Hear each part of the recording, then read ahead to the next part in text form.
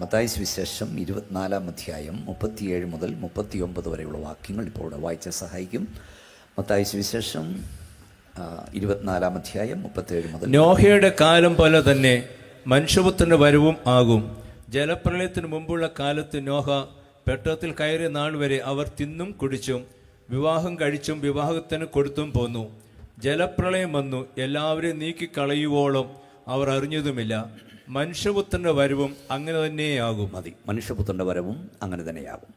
മനുഷ്യപുത്രന്റെ വരവും അങ്ങനെ തന്നെയാകും. ഒരു നിമിഷം കൂടെ കണക്കടയ്ക്കാൻ പ്രാർത്ഥിക്കാം. ഞങ്ങളുടെ ദൈവമേ, സ്വർഗ്ഗപിതാവേ, രാത്രിയുടെ നിശബ്ദതയ്ക്കായി നന്ദി. നമ്മുടെ അതിച്ച സാന്നിധ്യത്താൽ അവിടെ നിങ്ങളെ അനുഗ്രഹിച്ചിരിക്കാൻ സ്തോത്രം ചെയ്യുന്നു.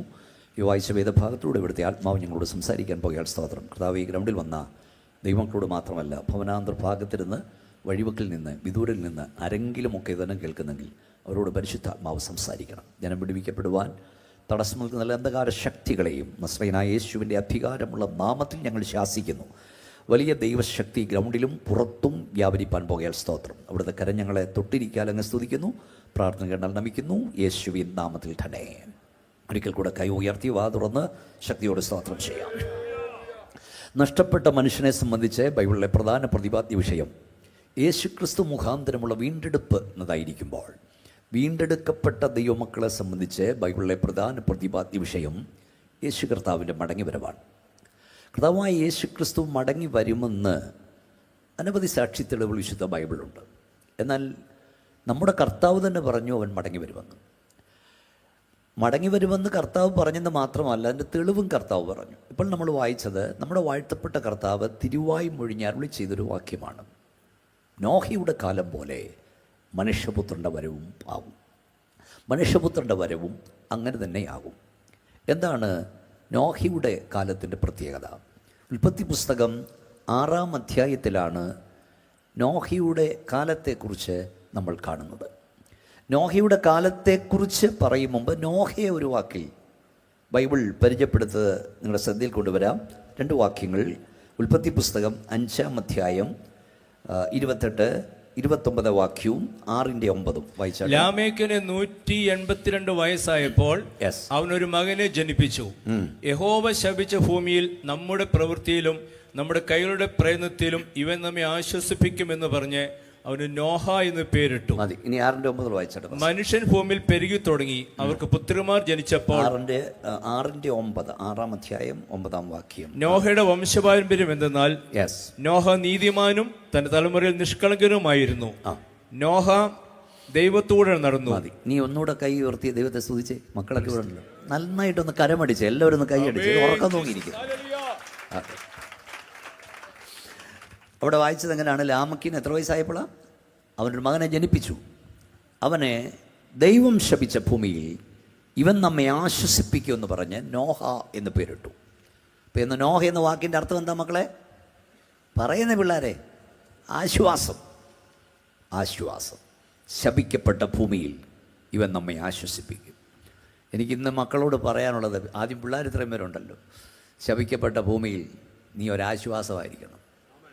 നിൻ്റെ അപ്പനൊരാശ്വാസമാകണം, നിൻ്റെ അമ്മയ്ക്കൊരാശ്വാസമാകണം, സഭയ്ക്കൊരാശ്വാസമാകണം. ദൈവദാസന് നീ തലവേദനയാകരുത്, ആശ്വാസമാകണം. നോഹ എന്ന് നിജൻ പേരിട്ടതുകൊണ്ട് അവൻ ആശ്വാസമായതല്ല. പേരിടുക മാത്രമല്ല, കൃപയിൽ അവർ മക്കളെ വളർത്തി. ഇന്ന് അനേക മക്കൾ നിങ്ങൾ കണ്ടുകൊണ്ടിരിക്കുന്നതാണ്. പുറത്ത് കേൾക്കുന്നതോടും ഞാൻ പറഞ്ഞു, ലൈവായി പോകുന്നവരെയും കേൾക്കുന്നവരെയും ദൈവം അനുഗ്രഹിക്കട്ടെ. മാതാപിതാക്കൾക്ക് ശാപമായി മാറുകയാണ്. ജനിപ്പിച്ചല്ലോ എന്നോർത്ത് വിലപിക്കുകയാണ്. പോലീസിനെ വിളിച്ചു വരുത്തി മക്കളെ ഏൽപ്പിച്ചു കൊടുക്കുന്ന കാലമാണ്. എളുപ്പം തുടങ്ങി കഴിഞ്ഞു, ഒക്കെ ഞാൻ പറയാം. എന്താണ് പ്രശ്നം? മക്കൾക്ക് നല്ല പേരിട്ട പലരും കൃപയിൽ മക്കളെ വളർത്താൻ മറന്നുപോയി. നല്ല പേരിട്ടുകൊണ്ടായില്ല. ഞാൻ ചിലപ്പോഴൊക്കെ പറയും, നല്ല പേരുകാരെയൊക്കെ കാണണമെങ്കിൽ സെൻട്രൽ ജയിലിൽ ചെന്നാൽ മതി. ഇഷ്ടം പോലെ നല്ല പേരുകാരവിടെയും കിടപ്പുണ്ട്. ഇഷ്ടം പോലെ പോളുമാരവിടെ കിടപ്പുണ്ട്. പോളെന്ന് പറഞ്ഞാൽ പൗലോസ്. ഇഷ്ടം പോലെ പീറ്റർമാരവിടെ കിടപ്പുണ്ട്, പത്രോസുമാർ. ഇഷ്ടം പോലെ ജെയിംസുമാരവിടെ കിടപ്പുണ്ട്, യാക്കോബുമാർ. ഇഷ്ടം പോലെ സ്റ്റീഫന്മാർ കിടപ്പുണ്ട്, സ്തെഫാനോസുമാർ. എന്താ കാര്യം? പേരിട്ട പലരും കൃപയെ വളർത്തിയില്ല. ഈ ചുക്ക് കയറാത്ത കഷായമില്ലെന്ന് പറയുന്ന പോലെ ഇപ്പം മാമോദിസ വെള്ളം വീഴാത്തവനൊന്നിലുമില്ല, സകല എണ്ണത്തിലും ഉണ്ട്. ഇവിടെ വന്നില്ലെങ്കിലും കേട്ടോ, വീട്ടിൽ ഇരുന്ന് കേട്ടോ. എന്താ കാര്യം? എന്താ കാര്യം? പേരിട്ട പലരും കൃപയെ വളർത്തിയില്ല. ആറ്റിൽ കളഞ്ഞിട്ട് ഒപ്റ്റാലി തപ്പിക്കൊണ്ട് കാര്യമില്ല. നിങ്ങളുടെ മക്കളെ കൃപയെ വളർത്തണം. സ്തോത്രമൊന്നും കേൾക്കുന്നില്ല. യോബിനെ കുറിച്ച് എഴുതിയിരിക്കുന്നയുടെ മക്കൾ അബദ്ധവശാൽ പാപം ചെയ്തുമോ എന്ന് ചിന്തിച്ച് നന്ന കാലത്ത് എഴുന്നേറ്റ് അവിടെ സംഖ്യയ്ക്കൊത്തവണ്ണം ഹോമയാഗം കഴിക്കുമായിരുന്നു. ഒന്ന്, നിങ്ങളുടെ തലമുറയോർത്ത് പ്രാർത്ഥിക്കുക. പ്രാർത്ഥിച്ചാൽ പോരാ, കരയണം. ഞാൻ കൂടെ പറയും, a son of many tears cannot be lost. വളരെ കണ്ണുനീരിൻ്റെ സന്താനം ഒരിക്കലും നഷ്ടപ്പെട്ടു പോകില്ല.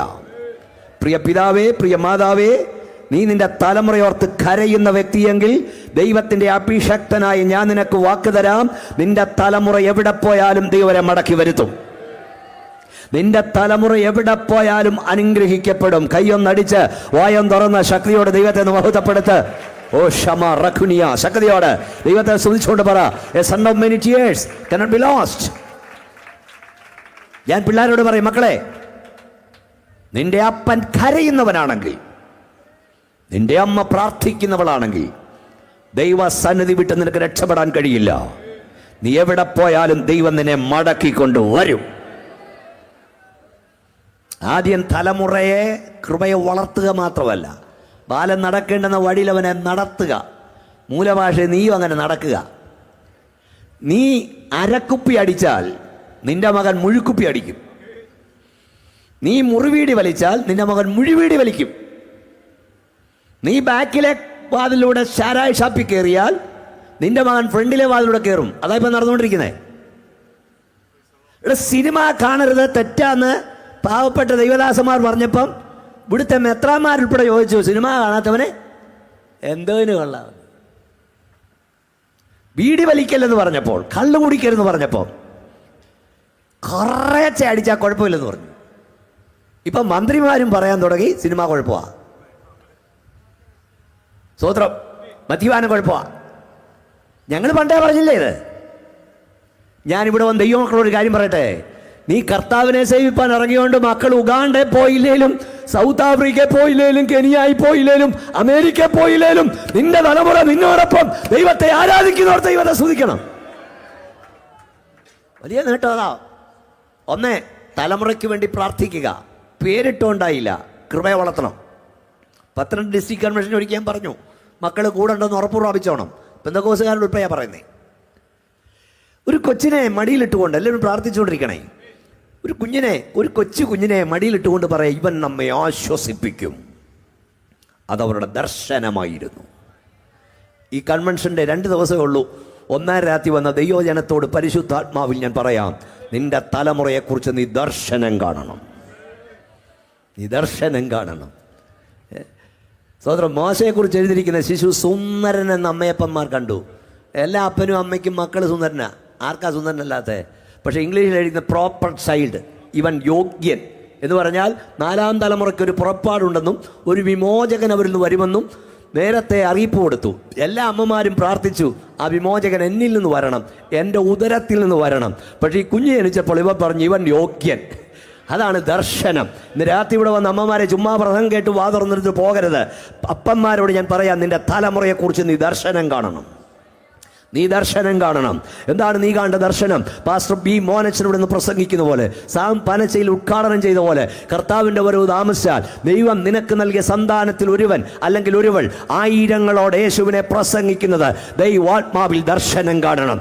ഹല്ലേലൂയ. അവൻ കൈവച്ച് പ്രാർത്ഥിക്കുമ്പോൾ ദുഷ്ടാത്മാക്കൾ വിട്ടുമാറുന്നത്, രോഗാത്മാക്കൾ വിട്ടുമാറുന്നത്, ജനം വിടുവിക്കപ്പെടുന്നത് ദൈവാത്മാവിൽ നീ ദർശനം കാണണം.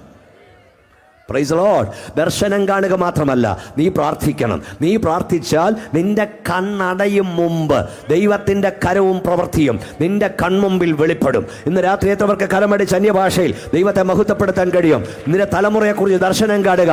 ഒന്നുകൂടെ എല്ലാവരും കരമടിച്ചേ, വായം തുറന്നേച്ചാ ശക്തിയോട് അന്യഭാഷ ദൈവത്തെ സ്തുതിച്ചുകൊണ്ട് പറ, എൻ്റെ തലമുറ യേശുവിനെ പ്രസംഗിക്കും. ഇന്ത്യ അറിയപ്പെടുന്ന, കേരളത്തെ ചലിപ്പിക്കുന്ന, ലോകമറിയപ്പെടുന്ന ഒരു സുവിശേഷകൻ നിന്റെ ഉദരബലത്തിൽ നിന്ന് വേർവണം. ദൈവത്തോട് പ്രാർത്ഥിക്കണം. നിങ്ങൾക്ക് ദൈവം 3 മക്കളെ തന്നെങ്കിൽ, ദൈവം 2 പേരെ തന്നെങ്കിൽ, അല്ല ഒരാളെ തന്നുള്ളെങ്കിൽ, കർത്താവേ എൻ്റെ കണ്ണടയും മുമ്പ് നീ തന്ന എൻ്റെ സന്താനങ്ങളിൽ ഒരാളെങ്കിലും യേശുവിനെ പ്രസംഗിക്കണം. ഒരഭിഷക്തന് തുല്യം നിൽക്കാൻ ആരുമില്ല. മക്കൾ ഡോക്ടറാകാൻ പ്രാർത്ഥിക്കുന്നുണ്ട്, എഞ്ചിനീയറാകാൻ പ്രാർത്ഥിക്കുന്നുണ്ട്, BSc നേഴ്സാകാൻ പ്രാർത്ഥിക്കുന്നുണ്ട്. പക്ഷെ എൻ്റെ തലമുറയിൽ ഒരുവൻ അഭിഷക്തനാകാൻ പ്രാർത്ഥിക്കുന്നുണ്ടോ? ഉണ്ടോ? കർത്താവെ നീ വിളിക്കണം. വിളിച്ചാൽ എൻ്റെ തലമുറയെ വിട്ടുതരാൻ തയ്യാറാന്ന് പറയുന്ന ദൈവമക്കൾ കൈ ഉയർത്തിയാട്ടി സ്തോത്രം പറ. മക്കളെ വളർത്തി സാത്താന് കൊടുക്കുന്നതിനേക്കാൾ എത്ര നല്ലതാ മക്കളെ വളർത്തി ദൈവത്തിന് കൊടുക്കുന്നത്. ദർശനം കാണണം, ദർശനം കാണണം.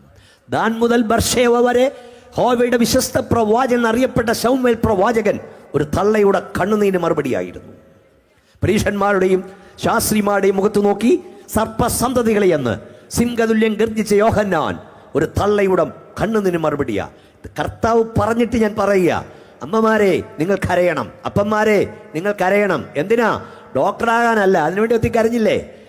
കുറഞ്ഞ പക്ഷേ ഒരു BSc നേഴ്സെങ്കിലും ആകാനല്ല. ഇന്ത്യ അറിയപ്പെടുന്ന, വിശുദ്ധിക്ക് വേണ്ടി നിൽക്കുന്ന, പ്രമാണത്തിന് വേണ്ടി നിൽക്കുന്ന, നെഞ്ചും നെറ്റിയും കാണിച്ച് ഉപദേശ സത്യത്തിന് വേണ്ടി നിൽക്കുന്ന ചില അഭിഷക്തന്മാർ നിന്റെ സഭയിൽ എഴുന്നേൽക്കാൻ, നിന്റെ കുടുംബത്തിൽ എഴുന്നേൽക്കാൻ നീ പ്രാർത്ഥിക്കണം. നീ പ്രാർത്ഥിച്ചാൽ ദൈവം ചെയ്യും. ഞാനിത് പറയുമ്പോൾ സാത്താൻ പറയുന്നു നടക്കത്തില്ലെന്ന്. യേശുവിന്റെ അധികാരമുള്ള നാമത്തിൽ പറയുന്നു, നീ പ്രാർത്ഥിച്ചാൽ അത് സംഭവിക്കും. നിന്റെ കണ്ണടയും മുമ്പ് നിന്റെ തലമുറ യേശുവിനെ പ്രസംഗിക്കുന്നത് നിന്റെ കൺമുമ്പിൽ കാണും. ശക്തിയോടെ കരമടിച്ചാട്ട്, വാ തുറന്നാട്ട്, അന്യഭാഷ ദൈവത്തെ സൂക്ഷിച്ചുകൊണ്ട് പറ, ഞാനത് കാണുമെന്ന് പറ.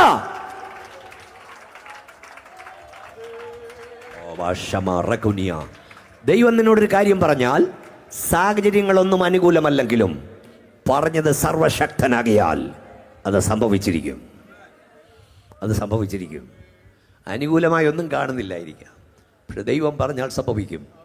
6:9 നോഹയുടെ വംശപാരമ്പര്യം എന്തെന്നാൽ എന്താ എഴുതിയിരിക്കുന്നത്? അവൻ നീതിമാനും തൻ്റെ തലമുറ, അതൊക്കെ പ്രധാനമാണ്, തൻ്റെ തലമുറയിൽ നിഷ്കളങ്കനുമായിരുന്നു. അടുത്തത് അവൻ ദൈവത്തോട് നടന്നു. ഈ പാരമ്പര്യം പറയുമ്പോൾ അപ്പൻ ഇന്നാരായിരുന്നു, വല്യപ്പൻ ഇന്നാനായിരുന്നു, അങ്ങനെ പറയുന്നത്. ഇന്ന താഴ്വഴിന്ന് വന്നു. ഇവിടെ പാരമ്പര്യം ഒന്നും പറയുന്നില്ല. നോഹയുടെ വംശപാരമ്പര്യം എന്തെന്നാൽ അവൻ നീതിമാനായിരുന്നു, തൻ്റെ തലമുറയിൽ നിഷ്കളങ്കനായിരുന്നു, അവൻ ദൈവത്തോടുകൂടെ നടന്നു. നിന്റെ പാരമ്പര്യം ഒന്നും ദൈവം നോക്കുന്നില്ല. നിനക്ക് നീ നീതിമാനാണോ, നീ നിഷ്കളങ്കനാണോ, നീ ദൈവത്തോടൊപ്പം നടക്കുന്നുണ്ടോ? ദുഷ്ടത പെരുത്ത, പാപം പെരുകിയ, വഷളത്തം പെരുകിയ കാലഘട്ടത്തിൽ ദൈവത്തോടൊപ്പം അവൻ നടന്നു. കർത്താവ് നോക്കുന്ന ഏതാ? Praise the lord. ദൈവത്തോടൊപ്പം നടക്കുക. 1 ദൈവത്തിൻ്റെ സാക്ഷ്യം, 2 നോഹയുടെ ബോധ്യം. ദൈവത്തിൻ്റെ സാക്ഷ്യം 7:1 ഈ തലമുറയിൽ ഞാൻ നിന്നെ നീതിമാനായി കണ്ടിരിക്കുന്നു. നോഹയുടെ ബോധ്യം, ഞാൻ ദൈവത്തോടൊപ്പം. അകത്ത് കയറുന്നുണ്ടോ? ദൈവം തമ്പുരാൻ പറയണം, ഈ തലമുറയിൽ ഞാൻ നിന്നെ നീതിമാനായി കണ്ടിരിക്കുന്നു. എൻ്റെ ബോധ്യം, ഞാൻ എൻ്റെ ദൈവത്തോടൊപ്പം. കൈ ഒന്ന് ഉയർത്തിയാട്ടി ദൈവത്തെ സൂചിച്ചു. നോഹയുടെ കാലം പോലെ പുറത്ത് കേൾക്കുന്നവരെ ഇനി ശ്രദ്ധിച്ചുകൊള്ളുക. മനുഷ്യപുത്രന്റെ വരവാകും. ഞാൻ കൂടെ കൂടെ പറയാറുണ്ട്, നിങ്ങൾ കേൾക്കാറുണ്ട്. കാലഘട്ടം മാറുന്നതനുസരിച്ച് മാറ്റിയെഴുന്നല്ല ഞങ്ങളുടെ ഇരിക്കുന്ന വിശുദ്ധ ബൈബിൾ. പിന്നെ ബൈബിളിനനുസരിച്ച് കാലഘട്ടം മാറി മറിഞ്ഞു വന്നുകൊണ്ടിരിക്കുകയാണ്. വർത്തമാനപത്രവും ടിവിയും ഇന്നലെ എന്ത് നടന്നെന്ന് ഇന്ന് നിങ്ങളോട് പറയുന്നു. ഇല്ലേ, രാവിലെ നടക്കുന്നത് വൈകിട്ട് പറയുന്നു. ലൈവ് ടെലികാസ്റ്റ് കൊണ്ട് ഇപ്പോൾ സംഭവിക്കുന്നത് ഇപ്പോൾ തന്നെ നിങ്ങളോട് പറഞ്ഞെന്ന് വരാം. പക്ഷെ നാളെ എന്ത് സംഭവിക്കുമെന്ന് പറയാൻ പത്രത്തിന് കഴിയില്ല, ടിവിക്ക് കഴിയില്ല. നാളെ എന്ത് സംഭവിക്കുമെന്ന് ഇന്നേ നമ്മോട് പറയുന്നൊരു പുസ്തകമുണ്ട്. അതത്രേ വിശുദ്ധ വേദപുസ്തകം. ഈ തിരുവഴുത്തിനായി ഒരിക്കൽ കൂടെ കൈ ഉയർത്തി സ്തോത്രം പറയാം. 28 വർഷം മുമ്പാണ് ഞാൻ നോഹയുടെ കാലം എന്നൊരു പുസ്തകം എഴുതി. ഒരുപക്ഷെ നിങ്ങളുടെ കാണും. 28 വർഷം മുമ്പ്, 97-ൽ 98-ലോ കണ്ടു. അവയിലെ പല കാര്യങ്ങളും ഇപ്പോൾ നമ്മുടെ കൺമുമ്പിൽ നടക്കുകയാണ്. പല സ്ഥലത്തും ചെല്ലുമ്പോൾ എന്നോട് ഇതൊന്ന് പ്രസംഗിക്കാൻ പറയാറുണ്ട്, പുസ്തകം ചോദിക്കാറുണ്ട്. എൻ്റെ ഇല്ല. പക്ഷെ ഇന്ന് ഈ ദിവസങ്ങളിൽ നമ്മുടെ കൺമുമ്പിൽ ഇത് നടക്കുന്നതുകൊണ്ട് ഇത് ആവർത്തിക്കണമെന്ന് പരിശുദ്ധാത്മാവ് പറഞ്ഞു. അതുകൊണ്ടാണ് ഇന്ന് ഞാനിപ്പോൾ മുമ്പേ ദൈവദാസന്മാർ നമ്മുടെ അവധിക്കാലം കഴിഞ്ഞ് അടുത്ത കൺവെൻഷൻ സീസണാണ്. നോഹയുടെ കാലം പോലെ മനുഷ്യപുത്രൻ്റെ വരവാകും. തമ്പുരാൻ പറഞ്ഞാൽ നടന്നിരിക്കും, ഒരു മാറ്റവും ഇല്ല. എന്താണ് നോഹയുടെ കാലത്തിൻ്റെ പ്രത്യേകത? നോഹയുടെ കാലം പോലെ നമ്മുടെ കാലമായെങ്കിൽ അതിൻ്റെ അർത്ഥം നമ്മുടെ കർത്താവ് വരാറായി. നമ്മുടെ കർത്താവ് വരാറായി. നമ്മുടെ കർത്താവ് വരാറായെന്ന് പറഞ്ഞിട്ടൊരു അനക്കമില്ലല്ലോ. പ്രത്യാശയുണ്ട്. സ്വതന്ത്രം പറഞ്ഞേ. ഹല്ലേലൂയ. വായിച്ചേ പാസ്റ്ററെ, ഉൽപ്പത്തി പുസ്തകം 6-ാം അധ്യായം 1-ാം വാക്യം. നോഹയുടെ കാലത്തിന്റെ പ്രത്യേകത പ്രധാനപ്പെട്ട വായിക്കാം. ഒന്നുകൂടെ അത് വായിച്ചു. മനുഷ്യൻ ഭൂമിയിൽ പെരുകി തുടങ്ങി. മതി. നോഹയുടെ കാലത്തിന്റെ 1-ാമത്തെ പ്രത്യേകത മനുഷ്യൻ ഭൂമിയിൽ പെരുകിയ കാലം. മനുഷ്യൻ ഭൂമിയിൽ പെരുകിയ കാലം. നമ്മുടെ കാലവും ആ കാലം പോലെ ആയിരിക്കുകയാണ്. ലോകമുണ്ടായത് മുതൽ ഇതുവരെ ഉണ്ടായതിൽ വെച്ച് ഏറ്റവും അധികം ജനസാന്ദ്രതയുള്ള, ജനസംഖ്യാ സ്ഫോടനമുള്ള, വിസ്ഫോടനം നടക്കുന്ന ഒരു കാലത്താണ് നമ്മൾ ജീവിക്കുന്നത്. ലോക ജനസംഖ്യ കുറേ കാലം മുമ്പ് വരെ വളരെ കുറവായിരുന്നെങ്കിൽ, അല്ലെങ്കിൽ ഇപ്പോഴത്തെ പകുതിയായിരുന്നെങ്കിൽ, ഇപ്പോൾ ഏതാണ്ട് 860 കോടിയോളം ജനങ്ങൾ ഈ ഭൂമിയിലുണ്ട്. 140 കോടി ജനങ്ങൾ ഇന്ത്യയിലുണ്ട്. ജനം പെരുകിക്കൊണ്ടിരിക്കുകയാണ്. ജനം പെരുകയാണ്. പിശാചികമായ ക്രൂരമായ അനവധി മാർഗങ്ങളിലൂടെ പിശാചി ജനത്തെ ഒരു വശത്ത് കൊന്നെടുക്കുന്നു, ഇല്ലാതാക്കാൻ ശ്രമിക്കുന്നു. മറുവശത്ത് അപ്പോൾ തന്നെ ജനം പെരുകിക്കൊണ്ടിരിക്കുകയാണ്. ജനം പെരുകുകയാണ്. ഞാൻ മുമ്പേ ഓർപ്പിച്ചല്ലോ, ഈ അനവധി സാത്താന്യ മാർഗങ്ങളുണ്ട് ജനത്തെ ഇല്ലായ്മ ചെയ്യുവാൻ. അതിലൊരു മാർഗമാണ് അമ്മമാരുടെ ഉദരത്തിൽ വെച്ച് തന്നെ കുഞ്ഞുങ്ങളെ കൊല്ലുക, നശിപ്പിക്കുക. ഇപ്പം അതൊന്നും പാവമേ അല്ലെന്നായി മാറിയിട്ടുണ്ട്. സത്യത കൊലപാതകമാണ്. നിങ്ങൾക്കറിയാമോ, ഔദ്യോഗിക കണക്കനുസരിച്ച് 8 കോടിയിൽ പരം കുഞ്ഞുങ്ങളെയാണ് ഒരു വർഷം, അത് ഔദ്യോഗിക കണക്കാണ്, അമ്മമാരുടെ ഉദരത്തിൽ വെച്ച് നശിപ്പിക്കുന്നത്. ഈ ഓംപ്ലേറ്റ് അടിച്ച് കളയുന്ന പോലെ, തോരൻ ചിക്കിച്ചതിഞ്ഞ് കളയുന്ന പോലെ, മുട്ടയടിച്ച് കളയുന്ന പോലെ സ്വൈര്യമായി സ്വസ്ഥമായി വളരേണ്ട അമ്മമാരുടെ ഉദരത്തിൽ വെച്ച് കുഞ്ഞുങ്ങളെ കശാപ്പ് ചെയ്യുകയാണ്. നിങ്ങൾക്കറിയാമോ, ഒരു കുഞ്ഞിക്കാല് കാണാൻ കോടികൾ മുടക്കാൻ തയ്യാറാണ്. ഇന്ന് വാർത്ത കണ്ടുകൊണ്ടിരുന്നപ്പോൾ എൻ്റെ ഭാര്യ പറയാണ്, ഒരു കുഞ്ഞ് ജനിച്ചപ്പോഴേ ഇവിടെ നടന്ന കേരളത്തിൽ നേരെ അങ്ങ് മുക്കും വായും പൊത്തിച്ചും കൊല്ലുക, ഒരു പട്ടിക്കിട്ട് കൊടുക്കുക. അപ്പം കഴിഞ്ഞ ദിവസം കണ്ടില്ലേ, പട്ടി തിണ്ട് ബാക്കിയിട്ടിരിക്കുക. അങ്ങനെ പലതും നടക്കുന്നുണ്ട്. പക്ഷെ നിങ്ങൾ നോക്കണം, കോടികൾ മുടക്കാൻ തയ്യാറുള്ളപ്പോഴാണ് അമ്മമാരുടെ ഉദരത്തിൽ വെച്ച് കുഞ്ഞുങ്ങൾ കൊല്ലപ്പെടുന്നത്. നിങ്ങൾക്കറിയാമോ, ഒരു വിമോചകൻ്റെ വരവെടുക്കുമ്പോൾ ശിശുക്കൾ കൊല്ലപ്പെടണം. ഞാൻ വചനമാണ് പറയുന്നത്. മോശക്കുഞ്ഞിൻ്റെ ജനന സമയമായപ്പോൾ നീലനദിയിൽ കുഞ്ഞുങ്ങളെ എറിയാൻ ഓർഡറായി. യേശു കർത്താവ് ജനിക്കാൻ തുടങ്ങിയപ്പോൾ 3 വയസ്സ് താഴെയുള്ള കുഞ്ഞുങ്ങളെ കൊല്ലണം, വാൾ കൊണ്ട് കൊല്ലണമെന്ന് ഹെരോദാവ് ഓർഡർ ഇട്ടു. വേദവസം പഠിച്ചാൽ അങ്ങനെയാണ്. ഒരു വിമോചകൻ വരാറാകുമ്പോൾ കുഞ്ഞുങ്ങൾ കൊല്ലപ്പെടണം. ഇതാ നമ്മുടെ വാഴ്ത്തപ്പെട്ട കർത്താവ് അടുക്കൽ വാതുക്കലായപ്പോൾ അമ്മമാരുടെ ഉദരത്തിൽ വെച്ച് കുഞ്ഞുങ്ങൾ കൊല്ലപ്പെടുകയാണ്. കൊലപാതകമൊന്നും പോലും ലോകം അംഗീകരിക്കുന്നില്ല. പക്ഷെ ഞാൻ ഈ നോഹയുടെ കാലം എന്ന പുസ്തകം എഴുതിയപ്പോൾ ചിന്തിച്ചു, എത്ര ലോകത്തിന് പ്രയോജനപ്പെടേണ്ട, ദൈവത്തിന് പ്രയോജനപ്പെടേണ്ടവരെയാണ് ഇങ്ങനെ കശാപ്പ് ചെയ്യപ്പെടുന്നത്. എത്ര കുഞ്ഞുങ്ങൾ പ്രയോജനപ്പെടേണ്ട, അല്ലാതെ തന്നെ കൊന്നുകൊണ്ടിരിക്കുകയല്ലേ. മൂക്കും വായും പിടിച്ചും അല്ലാതെ വിഷം കൊടുത്തും ഡ്രൈവേറ്ററാക്കി ഇരുന്നൊക്കെ ചാകുക. സത്യത്തിലൊന്നും ക്ഷമിച്ചായിരുന്നു ഈ കുഞ്ഞുങ്ങളൊക്കെ എവിടെ എത്തിയേനെ. ഇപ്പം പാസ്റ്റർ സാം പോകാൻ പോവാണ് വിദേശത്ത്. പോയിട്ടുള്ളവർക്കറിയാം, ഈ വല്യപ്പച്ചനും വല്യമ്മച്ചമാരും ഒക്കെ ഈ കുഞ്ചു മക്കളോടുകൂടെ ഇരുന്ന് കഴിയുന്നത്. ഈ ഉച്ചഭാഷയോടെ കേൾക്കുന്ന സഹോദരങ്ങളെ, നീ നിന്റെ തലമുറ കൊല്ലരുത്, ജീവിക്കാൻ അനുവദിക്ക്. ഇന്നല്ലേ നാളെ ദൈവം അവസ്ഥകൾക്ക് മാറ്റം വരുത്തും. കൈ ഉയർത്തൊരു സ്വതന്ത്രശാക്തിയോട് പറഞ്ഞു. അപ്പം ഞാനത് എഴുതിയപ്പം തമ്പുരാൻ എന്നോട് പറഞ്ഞു, ശ്രദ്ധിച്ച് കേട്ട് എഴുതാൻ പറഞ്ഞു. അതായത് ഈ ഇന്നത്തെ കാലത്താണെങ്കിൽ നമ്മളിൽ പലരും ജീവിച്ചിരിക്കാൻ അവകാശമില്ലാത്തവരാണ്. എൻ്റെ വീട്ടിൽ ഞാൻ 5-മനാണ്. എൻ്റെ കാര്യം പറഞ്ഞ് തുടങ്ങാം. ഞാൻ 5-മനാണ്. ഇന്നത്തെ കാലത്താണ് എന്ന് പറയാച്ചാ ജീവിച്ചിരിക്കാൻ യോഗ്യതയില്ല. പണ്ടൊക്കെ നാം 2 നമുക്ക് 2 ഇപ്പം നാം 1 നമുക്കൊന്നാ. 1 അല്ല 2, അങ്ങേയറ്റം പോയ 3 കഴിഞ്ഞുള്ളവരൊക്കെ സ്തോത്രം പറയണം. അനങ്ങുന്നില്ലല്ലോ. നിങ്ങൾ 2 പെട്ടതാ അല്ലേ? Price the Lord. നമ്മുടെ പണ്ട് ബാലകൃഷ്ണപിള്ള ഉള്ളപ്പം പറഞ്ഞു, അപ്പോൾ വീട്ടിലെ 11-മനായിരുന്നു. ഈ കാലത്താണ് ജീവിക്കാൻ കഴിയില്ല. ഈ കാലത്താകാഞ്ഞുകൊണ്ട് ഞങ്ങളൊക്കെ ഇവിടെ വന്നു. പക്ഷേ ഞാൻ എഴുതിയപ്പോൾ ഇങ്ങോട്ട് നോക്കി എല്ലാവരും സ്വതന്ത്രം പറഞ്ഞുകൊണ്ടിരിക്കണേ. തമ്പുരാൻ എന്നോട് പറഞ്ഞു, മോനെ ഞാൻ പറഞ്ഞ് കേട്ടിട്ട് നീ എഴുതാവുള്ളൂ. എന്നിട്ട് എന്താ പറഞ്ഞറിയാമോ, നോഹയുടെ കാലത്ത് മോശയുടെ കാലത്ത് മോശയെ കൊല്ലാനാണ് ഓർഡർ ഇട്ടത്, ജനിക്കുന്ന ഏത് കുഞ്ഞുങ്ങളെ നീലതിൽ വലിച്ചെറിയാൻ. പക്ഷേ പല കുഞ്ഞുങ്ങളും കൊല്ലപ്പെട്ടു, മോശയെ തൊടാൻ കഴിഞ്ഞില്ല.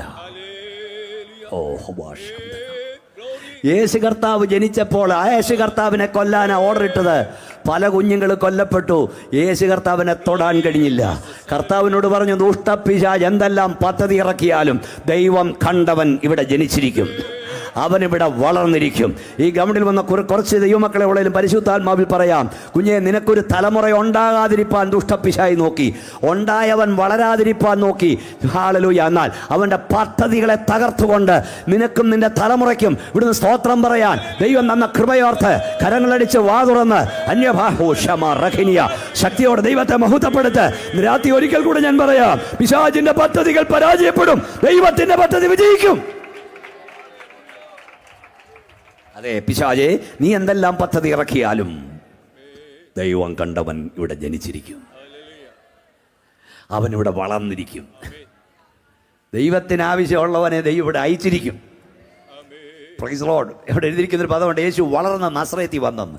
യേശു ജനിക്കാതിരിക്കാൻ നോക്കി, ജനനെ കർത്താവ് വളരാൻ നോക്കി. നിന്നെ വളർത്തില്ലെന്ന് പറയുന്നിടത്ത് ദൈവം നിന്നെ വളർത്തും. നിന്നെ ഉയർത്തില്ലെന്ന് പറയുന്നിടത്ത് ദൈവം നിന്നെ ഉയർത്തും. നിന്നെ നിർത്തില്ലെന്ന് പറയുന്നിടത്ത് ദൈവം നിന്നെ നിർത്തും. സ്തോത്രം. അപ്പോൾ ഒന്ന്, ഭൂമിയിൽ ജനം പെരുകിയ കാലം നോഹയുടെ കാലത്തിന് പ്രത്യേകതയാണ്. ഇങ്ങനെ ഒരു വശത്ത് കുഞ്ഞുങ്ങൾ കൊലപ്പെടുമ്പോൾ തന്നെ മറുവശത്ത് ജനസംഖ്യാ സ്ഫോടനം ഉണ്ടായിക്കൊണ്ടിരിക്കുകയാണ്. ഇങ്ങനെ ജനം പെരുകിയാൽ ഉണ്ടാകാൻ പോകുന്ന വലിയ ക്ഷാമങ്ങളുണ്ട്. ആ ക്ഷാമങ്ങളെക്കുറിച്ച് സാമൂഹ്യ പ്രവർത്തകർ റിപ്പോർട്ട് ചെയ്യുന്നുണ്ട്. നിങ്ങൾക്കറിയാമോ, ഭാവിയിൽ ഉണ്ടാകാൻ പോകുന്ന ഏറ്റവും വലിയ ക്ഷാമം ഇതായിരിക്കും. എന്താ? കുടിവെള്ളക്ഷാമം. ഇനി ഒരു യുദ്ധം പോലും ഇതിനുണ്ടാകുന്ന. ഇപ്പം നമ്മൾ ദൈവകൃപയാ വെള്ളം കിട്ടുന്നുണ്ട്. പലയിടത്തും വെള്ളം വില കൊടുത്ത് വാങ്ങുകയാണ്. കുടിവെള്ളം ഞങ്ങളുടെ അവിടുന്ന് 10 കിലോമീറ്റർ പോയാൽ കടലാണ്. അപ്പുറത്ത് കടൽ, ഇപ്പുറത്ത് കായൽ. വെള്ളം ഇവരിവിടെ എല്ലായിടും വെള്ളം കുടിക്കാനൊരു തുള്ളിയില്ലെന്ന് പറഞ്ഞ പോലാണ്. വെളുപ്പിനെ 3 മണി മുതൽ ക്യൂ നിൽക്കുകയാണ് കുടവും വെച്ചുകൊണ്ട് വെള്ളം കൊണ്ട് കൊടുക്കുന്നത് കിട്ടുക. അത് ലോകം മുഴുവൻ അങ്ങനെയാണ്. നിങ്ങൾ ഒരു വാക്യം ഇവിടെ വായിച്ച് കേൾപ്പിക്കും. വേദപുസ്തകം എന്താ പറഞ്ഞ് നോക്കാം നമുക്ക്. ആമോസിൻ്റെ പ്രവചനം വായിച്ചേ, 8-ാം അധ്യായം 11-ാം വാക്യം വായിച്ചിട്ട്. ആമോസിൻ്റെ പ്രവചനം 8:11. വേദപുസ്തകത്തിൽ സംഭവിക്കുന്ന ഓരോ കാര്യം നിങ്ങൾ അറിയിക്കുകയാണ്. ആമോസ് 8:11.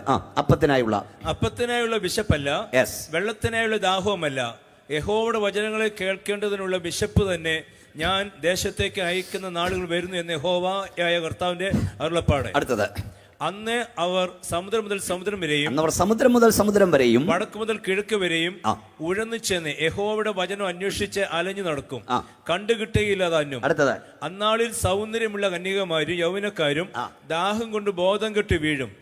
ദാനേ, നിന്റെ ദൈവം. അപ്പൊ സൗന്ദര്യമുള്ള കന്യകമാരും ചെറുപ്പക്കാരും വെള്ളം കുടിക്കാനില്ലാതെ ദാഹം കൊണ്ട് ബോധം കെട്ട് വീഴും. അപ്പൊ ചെറുപ്പക്കാർ ബോധം കെട്ട് വീഴുമെങ്കിൽ പ്രായമായവരുടെ കാര്യം പറയണോ? അപ്പൊ ദൈവത്തിന്റെ വചനം പറഞ്ഞതുകൊണ്ട് ഇത് സംഭവിക്കുമെന്ന് വിശ്വസിക്കുന്നവർ മാത്രമാ കൈ ഉയർത്തി ഒരു സ്വതന്ത്ര ശക്തിയുള്ളവർ. തോന്നിയ മലക്കാരെ, വേദപുസ്തകം ഒരിക്കൽ ശരിയെന്ന് പറഞ്ഞാൽ ശരിയാ, ഒരിക്കൽ തെറ്റെന്ന് പറഞ്ഞാൽ തെറ്റാ. ദൈവത്തിന്റെ വചനം പറഞ്ഞാൽ, ഒന്നുകൂടെ പറയാം, സാഹചര്യം ഒന്നും അനുകൂലമല്ലെങ്കിലും അത് സംഭവിച്ചിരിക്കും.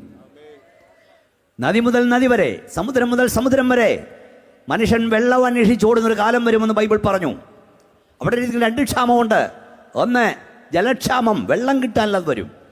തുടക്കം അങ്ങനെയല്ല. എന്താ വായിച്ചേ? അപ്പത്തിനായുള്ള വിശപ്പല്ല, വെള്ളത്തിനായുള്ള ദാഹമല്ല. ദൈവവചനത്തിന് വേണ്ടിയുള്ള വിശപ്പും ദാഹവും ദൈവം ദേശത്തയക്കും. 2 ക്ഷാമം. ഒന്ന്, വെള്ളം കിട്ടാനില്ലാതെ വരും. 2, വചനം കിട്ടാനില്ലാതെ വരും. ഇപ്പോൾ സുഭിക്ഷമായുള്ളത് എന്താ? ഒന്ന് പറയുന്നത് എന്താ? 1, വചനം. 2, വെള്ളം. അതല്ലേ പെന്തക്കോസുകാർക്ക് പോലും ഇപ്പം വേണ്ടാലോ. വചനം സുഭിക്ഷമാ. TV തുറന്നാൽ സുവിശേഷം, റേഡിയോ തുറന്നാൽ സുവിശേഷം, മൊബൈൽ തുറന്നാൽ സുവിശേഷം. പച്ചക്കറി ചന്തയിൽ പോയി 20 രൂപയുടെ പച്ചമുളക് വാങ്ങിച്ചാൽ പൊതിഞ്ഞ് കിട്ടുന്ന ലഘുലേഖ സുവിശേഷം. വചനം നിന്റെ വായിലും സമീപവും. മൊത്തം സുവിശേഷമാണ്. എവിടോട്ട് തിരിഞ്ഞാലും സുവിശേഷമാണ്. ഞാൻ ചിലപ്പോഴൊക്കെ പറയും, ഇവിടെ നമ്മുടെ സുവിശേഷയോ അല്ലേ, ഇതെന്താ യോഗത്തിൻ്റെ പേര്? സുവിശേഷമഹായോഗമാണ്. ഇപ്പോൾ ഇവിടെ സുവിശേഷയോഗം നടക്കുമ്പോൾ ഇത് കേൾക്കാൻ ഇഷ്ടമില്ലാത്തവർ കോഴഞ്ചേരി ചെന്നാൽ അവിടെ ആശിഷമാരി നടക്കുകയായിരിക്കും. അവിടെ നിന്ന് തിരുവല്ലായി ചെന്നാൽ പവർ കോൺഫറൻസ് ആയിരിക്കും. പിന്നെ അങ്ങോട്ട് മാവേലിക്കര വന്നു കഴിഞ്ഞാൽ സ്വതന്ത്രം വിടുതൽ മഹോത്സവമായിരിക്കും. പിന്നെന്തുവാ, തണ്ടറോ തീയോ പുകയോ ഇത്തിരി കേൾക്കുന്നല്ലേ. എവിടെ ചെന്നാലും സുവിശേഷം, എവിടെ ചെന്നാലും സുവിശേഷം. പണ്ട് ഒരു സുവിശേഷം കേൾക്കാൻ ഇഷ്ടമില്ലാത്തൊരുവിൻ്റെ വീടിൻ്റെ സമീപത്ത് കൊണ്ടുപോയി സുവിശേഷവും വെച്ചു. അപ്പം മൈക്ക് കെട്ടാൻ തുടങ്ങിയപ്പോഴേ അദ്ദേഹം ഭാര്യ വീട്ടിലേക്ക് വണ്ടി കയറി. ഇത് യോഗം കഴിഞ്ഞിട്ട് ഞാൻ വരാമെന്നും പറഞ്ഞ് പുള്ളിയോട് പറഞ്ഞു. ഞാൻ പെണ്ണും അങ്ങോട്ട് പോവാ. അവിടെ ചെന്നപ്പോൾ അവിടെ ഒരാഴ്ചത്തെ ക്രൂസൈഡ് നടക്കുക. പടം മേടിച്ച് പന്തളത്തിൽ ചെന്നപ്പോൾ പന്തംകുളത്തി പ്രകടനം വന്നതല്ലേ, ഇതുപോലല്ല വലിയ ഇഷ്ടം പോലും അയക്കുക വന്നതല്ലേ. ഇന്നത്തേക്ക് വിളിക്കാമെന്ന് പറഞ്ഞു. 2 ചെവിയിൽ എന്തായാലും കേൾക്കില്ലെന്ന് പറഞ്ഞു. 2 ചെവിയിലും കൈ ഇട്ട് അദ്ദേഹം ഇരിക്കുകയും ചിക്കൻ കുനിയ വരുത്തുന്ന കൊതുക് പുള്ളിയെ കടിക്കാൻ തുടങ്ങി. കൊതുകിനെ അടിക്കാൻ കൈ അങ്ങോട്ട് എടുക്കുകയും ഇടിവെട്ടുന്ന പോലെ, ഇന്ന് നീ മരിച്ചാൽ നിന്റെ നിത്യത എവിടെ ആകും, മതി, കേൾക്കേണ്ടതെല്ലാം കേൾപ്പിച്ചു. സ്വതന്ത്രം വചനം സമീപയാ, നിന്റെ വായിലിരിക്കുക. എപ്പം വേണം സുവിശേഷം? പാതിരാത്രി വേണോ, വെളുപ്പാൻ കാലത്ത് വേണോ, ഉച്ചയ്ക്ക് വേണോ, 24/7 ഏത് നിമിഷവും നിനക്ക് സുവിശേഷം കേൾക്കാം. ഏത് നിമിഷവും നിന്റെ ആ സമീപയാ. പക്ഷെ ഒരു കാര്യം പറഞ്ഞേക്കാം. എന്താ കാര്യം? നമ്മുടെ കൊച്ചുമോനുമൊക്കെ മോൻ തന്നെ വായിക്കുന്നില്ലേ മക്കളെ? ഇന്ന് കുറച്ച് സാധനങ്ങളുണ്ട്. ഇവരിവിടെ പാടാനായിട്ട് കയറി നിൽക്കുമ്പോൾ നിങ്ങൾ നോക്കണം, സ്ലോ മോഷനിലാണ് തുടക്കം. എൻ്റെ പ്രസംഗം പോലെ തുടക്കം സ്ലോ മോഷനിലാണ്. പക്ഷെ പാട്ട് അവസാനിക്കുമ്പോൾ ആഞ്ഞൊരു കൊട്ടുണ്ട്. കൊട്ട് മുറുകുമ്പോൾ ഓർത്തോണം, കൊട്ട് നിൽക്കാൻ പോവാ. സുവിശേഷയോഗം കൂടുമ്പോൾ നീ ഓർത്തോണം, സുവിശേഷയോഗം നിൽക്കാൻ പോവാ. പെന്തക്കോസ്തുകാരായി ഇവിടെ പഴയ സഭയായത്. പണ്ടേ ഈ കല്ലും മലയൊക്കെ ചവിട്ടിയേ മൈലുകൾ നടന്ന് ഒരു ടോർച്ചില്ലാത്ത കാലത്ത് ചൂട്ടുകറ്റ വീശി നമ്മുടെ പിതാക്കന്മാർ വചനം കേൾക്കാൻ പോയി. ഇല്ലേ ചാ? അല്ലേ? കഴിഞ്ഞ ദിവസം ഞങ്ങളുടെ ഡിസ്ട്രിക്ട് ഗവൺമെന്റ് ഞാൻ ചോദിച്ചോടാ, നിന്റെ വീട്ടുമുറ്റത്ത് ഓരോ വീട്ടിലും മുമ്പിൽ കാറ് കിടപ്പില്ലേ?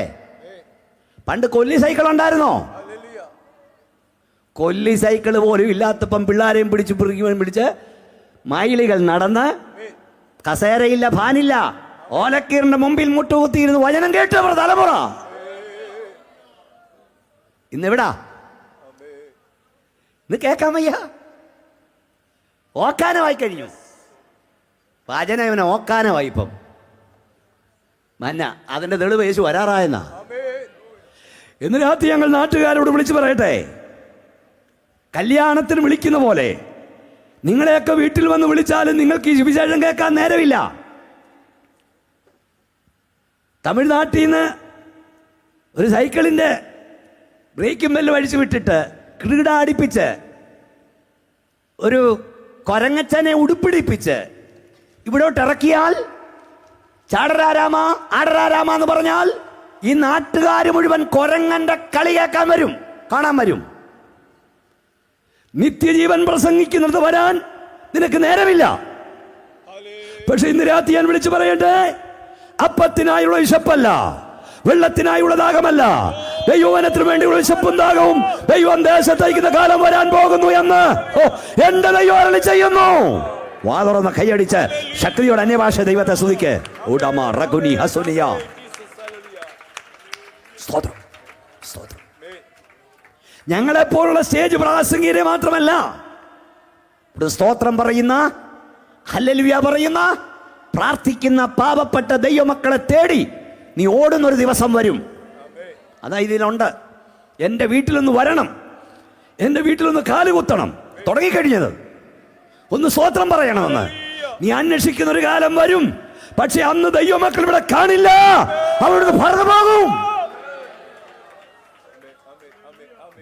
എടാ, ഇതുവരെ ഞങ്ങൾ പറഞ്ഞൊക്കെ കൺമുമ്പിൽ നടക്കുന്നില്ലേ? ഇനിയുള്ള നടക്കും. ശക്തിയോടെ കൈ ഉയർത്തി സ്തുതിച്ചേ. കൊട്ടാരങ്ങൾ തുടങ്ങി കൊട്ടിൽ വരെ ജനം കണ്ണു നീർത്താൾ വരെയില്ലല്ലയോ. പഠിച്ചു. തുടങ്ങി കോട്ടിൽ വരെ ജനം കണ്ണു താഴ്വരയിലല്ലയോ. ഒരു സ്വസ്ഥതയുമില്ല മനുഷ്യർക്കിടെ ഒരുങ്ങീണം. ഒരു സ്വസ്ഥതയും കൈയടിച്ച് പാടിക്കേ, വാ തുറന്ന് കൈയടിച്ച് പാട്. ഹല്ലേലൂയ. ഒരുങ്ങീടാ വിശുദ്ധിയെ തികച്ചു നാം ഒരുങ്ങി നിൽക്കാം. പ്രിയൻ വരുവാതിൻ താമസം ഏറെയില്ല. വിശുദ്ധിയെ തികച്ചു നാം ഒരുങ്ങി നിൽക്കാം. പ്രിയൻ വരുവാതിൻ താമസമേറെയില്ല. തന്റെ വാഗ്ദത്തങ്ങൾ പലതും നിറവേറുന്നേ ഒരുങ്ങീടാം. തന്റെ വാഗ്ദത്തങ്ങൾ പലതും നിറവേറുന്നേ ഒരുങ്ങീടാം. ആകാശത്തിൻ ശക്തിയിളകുന്നതാ ഭൂവിലെന്തു ഭാവിക്കുമെന്നോർത്തുകൊണ്ട്.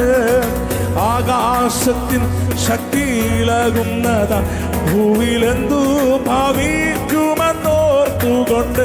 ജനം പേടിച്ചു നിർജീവരായിടുന്നേ ഒരുങ്ങീടം. ജനം പേടിച്ചു ഒരുങ്ങീടാ വിശുദ്ധിയെ നീ നിൽക്കും. പ്രിയൻ വരുവാതിൻ താമസമേറെയില്ല. വിശുദ്ധിയെ തികച്ചു നാം ഒരുങ്ങി നിൽക്കാം. പ്രിയൻ വരുവാതിൻ താമസമേറെയില്ല.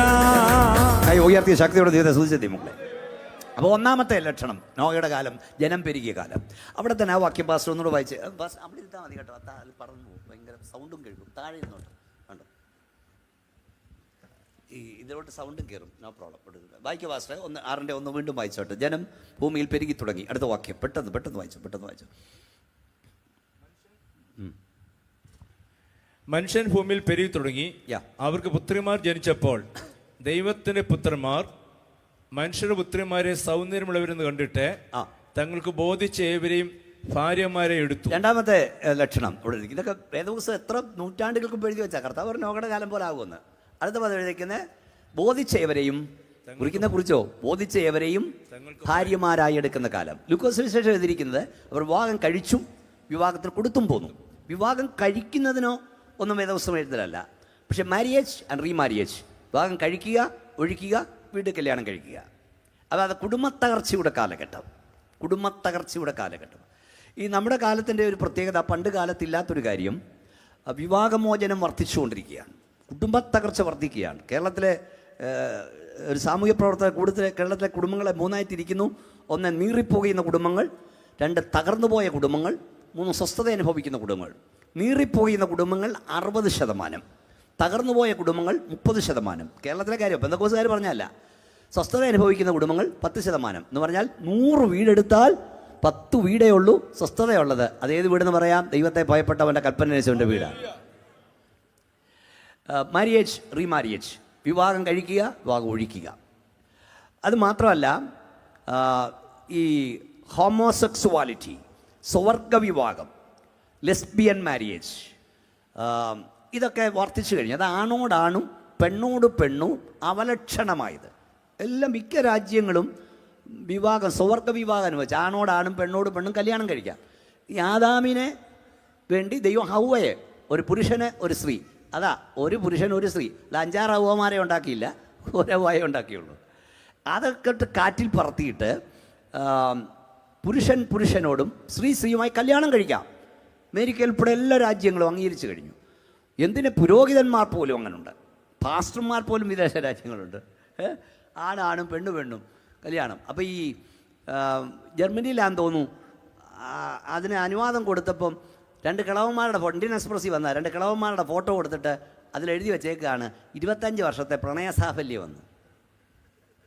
കിളവന്മാർ നോക്കി ചിരിച്ചുകൊണ്ടിരിക്കുക. 25 വർഷത്തെ പ്രണയസാഫല്യം. സ്വതന്ത്രം. അങ്ങനെ എന്തെല്ലാം കാണണം. ആണോടാണ് പെണ്ണോട് പെണ്ണ് അവലക്ഷണമായത്. ഇനി അതും നിങ്ങൾക്കറിയാമോ, അമേരിക്കയിലൊക്കെ പോയവരും വന്നവരും കൂടി ഇരിപ്പുണ്ടല്ലോ, ഈ വിശുദ്ധ ബൈബിൾ വെച്ചുകൊണ്ട് ആൾത്താരയ്ക്ക് മുമ്പിൽ നിന്ന്, എൻ്റെ കയ്യിലിരിപ്പുണ്ട് ഫോട്ടോ, പെണ്ണിനെയും ആണിനെയും കല്യാണം കഴിപ്പിക്കുക ബൈബിൾ വെച്ചുകൊണ്ട്. ഓ, വിശുദ്ധ ബൈബിൾ പറഞ്ഞു, ശൂന്യമാകുന്ന മ്ലേച്ഛതകൾ നിൽക്കുന്ന കാണുമ്പോൾ വായിക്കുന്നവൻ ചിന്തിച്ചു കൊള്ളട്ടെ, അവൻ അടുക്കൽ വാതുക്കലായിരിക്കുന്നു. ഇതിൽ കൂടുതൽ എന്താ മ്ലേച്ഛത? ഇപ്പോഴത്തെ ഒരു പരിപാടിയാണ് ലിവിങ് ടുഗദർ. കല്യാണമൊന്നും വേണ്ട, ഒന്നിച്ച് വർക്കുക. അതിപ്പോൾ വർദ്ധിച്ചുകൊണ്ടിരിക്കുക. ഈ അടുത്ത കാലത്തൊരു വളരെ പ്രസിദ്ധനായ മനുഷ്യൻ എഴുതി, വിവാഹമെന്ന ഏർപ്പാടില്ലാതാകും, പണ്ടത്തെ പോലെ വരും, ഇഷ്ടപ്പെട്ടവടൊപ്പം കഴിയും. ഞങ്ങളും അത് തന്നെ പറയുന്നേ, അങ്ങനെ വരും. പക്ഷേ ഒരു കാര്യം തോന്നിയാമല ഹോളിൻ്റെ മുമ്പിൽ നിന്ന് ഞങ്ങൾ വിളിച്ചു പറയാം, വീണ്ടെടുക്കപ്പെട്ട ദൈവമക്കൾ ഈ ഭൂവിലുള്ള കാലത്തോളം, ദൈവത്തിൻ്റെ സഭയുടെ ഉള്ള കാലത്തോളം, ദുഷ്ടപിശാചേ, ദൈവം സ്ഥാപിച്ചതൊന്നും തകർക്കാൻ നിനക്ക് കഴിയില്ല, അതിവിടെ തുടരും. കയ്യൊന്ന് ഉയർത്തിയായിട്ട് സ്തോത്രം പറയുന്നേ. സ്തോത്രം. നല്ലൊരു കുടുംബം നിനക്ക് നിന്റെ തലമുറയ്ക്ക് കിട്ടിയെങ്കിൽ ദൈവത്തിന് സ്തോത്രം പറഞ്ഞു. ദുഷ്ടലോകത്തിൽ അത് അസാധ്യമായി മാറിക്കൊണ്ടിരിക്കുകയാണ്. നമുക്ക് സമയമില്ലാത്തതുകൊണ്ട് വേഗത്തിൽ പറഞ്ഞു വേണം. ബോധിച്ചവനെയും ഭാര്യമാരെ എടുക്കുന്ന കാലം, മാരേജ് ഡിമാൻഡ്, വിവാഹം ഒഴിക്കുക കഴിക്കുക, വിവാഹം ഒഴിക്കുക കഴിക്കുക, ഇതൊന്നും നമ്മൾ ഇമിറ്റേറ്റ് ചെയ്യരുത്. 3-ാം വാക്യം വായിച്ചാട്ട് പാസ്റ്റർ. 3-ാം വാക്യം, മൂന്നാമത്തെ പ്രത്യേകത, മനുഷ്യനിൽ എന്റെ ആത്മാവ് സദാകാലവും ബാധിച്ചുകൊണ്ടിരിക്കുകയില്ല. അവൻ ജഡം തന്നെയല്ലോ, എങ്കിലും അവന്റെ കാലം 120 സംവത്സരമാകുമെന്ന് അരുളി ചെയ്തു. ഇപ്പൊ നോഹയുടെ കാലത്തിന്റെ 3-ാമത്തെ പ്രത്യേകത, ഒത്തിരി പ്രത്യേകത ഞാൻ ഒരു ഭാഗം വിട്ടാണ് വായിച്ചത്. ആയുസ് കുറഞ്ഞ കാലം. ഒന്ന് പറഞ്ഞേ മക്കളൊക്കെ, ഒന്ന് പറഞ്ഞേ. ആയുസ് കുറഞ്ഞ കാലം. അതുവരെ മനുഷ്യൻ്റെ ആയുസ് 930 സംവത്സരം, 840 സംവത്സരം, 680 സംവത്സരം ഒക്കെ ആണെങ്കിൽ, നോഹയുടെ കാലപ്പം ദൈവം തമ്പുരാൻ പറഞ്ഞു, ഞാൻ മനുഷ്യൻ്റെ ആത്മാവ് ബാധിച്ചുകൊണ്ടിരിക്കില്ല, ഞാൻ അവൻ്റെ ആയുഷ്കാലം എത്ര ആക്കുമെന്ന ഉറക്കെന്ന് പറയുന്നേ, 120 സംവത്സരമാണ്. ദൈവദാസനായ മോശ പാടി തൻ്റെ സഹോദരനായ അഹരോന്റെ നിര്യാണ വേളയിൽ, നിങ്ങൾ പറഞ്ഞേ, മനുഷ്യൻ്റെ ആയുഷ്കാലം 70, ഏറെയായാൽ 80. കണ്ടോ, നോഹയുടെ കാലത്ത് 120, മോശയുടെ കാലത്ത് 80. അങ്ങനെയാണെങ്കിൽ നമ്മുടെ കാലത്തെ ആയുസ് ഒന്ന് പറഞ്ഞേ, ഒന്ന് പറഞ്ഞേ. എത്ര വയസ്സുണ്ടെന്ന് അറിയാവോ? 28കാരന് ഡയബറ്റീസ്, 14കാരന് ഡയബറ്റീസ്, 31കാരന് ഹാർട്ട് അറ്റാക്ക്, 18 നീള കഴിഞ്ഞിട്ട് 9 വയസ്സുകാരൻ ഹാർട്ട് അറ്റാക്ക്. ഒരു നല്ല പങ്ക് കുറച്ചും വലിച്ചു നടക്കുന്നത്. ഈ ആയുസ് കൂടി കൂടി എന്ന് പറഞ്ഞാൽ ആരുടെ കാര്യമാണെന്നറിയാമോ? പ്രായമായവരുടെ കാര്യമാണ്. ഇന്നത്തെ തലമുറ വലിച്ചും കുറച്ചുമാണ് നടക്കുന്നത്. ഈ ആയുസ് കൂട്ടാൻ, സൗന്ദര്യം വർദ്ധിപ്പിക്കാൻ എന്തെല്ലാം സാധനങ്ങളാണ്. പവർ മാൾട്ടുകൾ, ടോണിക്കുകൾ, ടിൻ ഫുഡുകൾ ഒക്കെയുണ്ട്, ഹോർലിക്സ്, ബൂസ്റ്റ്, കോംപ്ലാൻ. പക്ഷെ നമ്മുടെ അപ്പച്ചന്മാർക്ക് ഇതൊന്നും ഇല്ലായിരുന്നു. ചെണ്ടമുറിയൻ കപ്പയേ ഉള്ളായിരുന്നു. ഇവിടേക്ക് നരച്ച തലമുറ ഓർത്ത് ഞാൻ ദൈവത്തെ സ്തുതിക്കുക. ചിലരൊക്കെ ഇന്നിങ്ങനെ ഉറങ്ങാനൊക്കെ തുടങ്ങുന്നുണ്ട്. ഈ ചെണ്ടമുറിയാൻ കഴിച്ച് അപ്പ കഴിച്ച് വന്ന അപ്പച്ചൻ്റെ ആരോഗ്യം ബൂസ്റ്റ് കഴിക്കുന്നുണ്ടോ എന്ന് നോക്കിയെന്ന് കണ്ടിരിക്കുന്ന പിള്ളേരൊക്കെ പൂന്നൊന്ന് ഊതിയാൽ താഴെ വീഴും. എന്താ കാര്യം?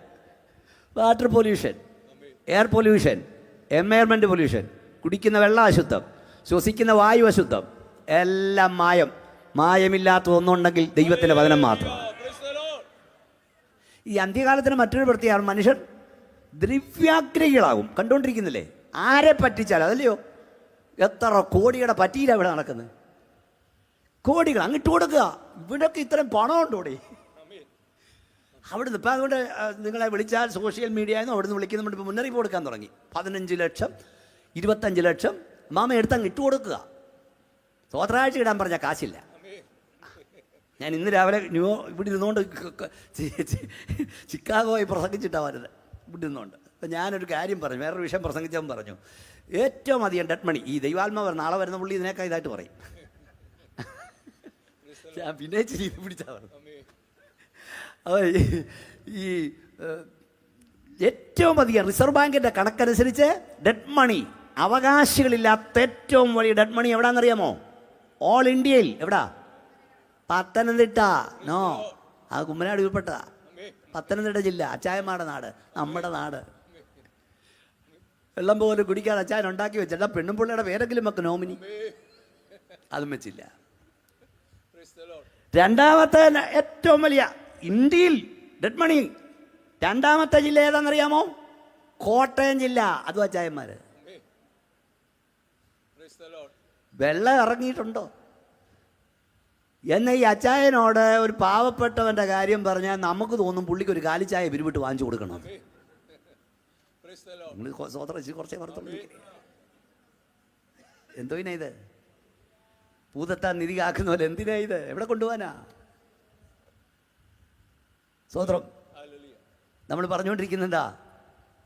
ആയുസ് കുറഞ്ഞ കാലം.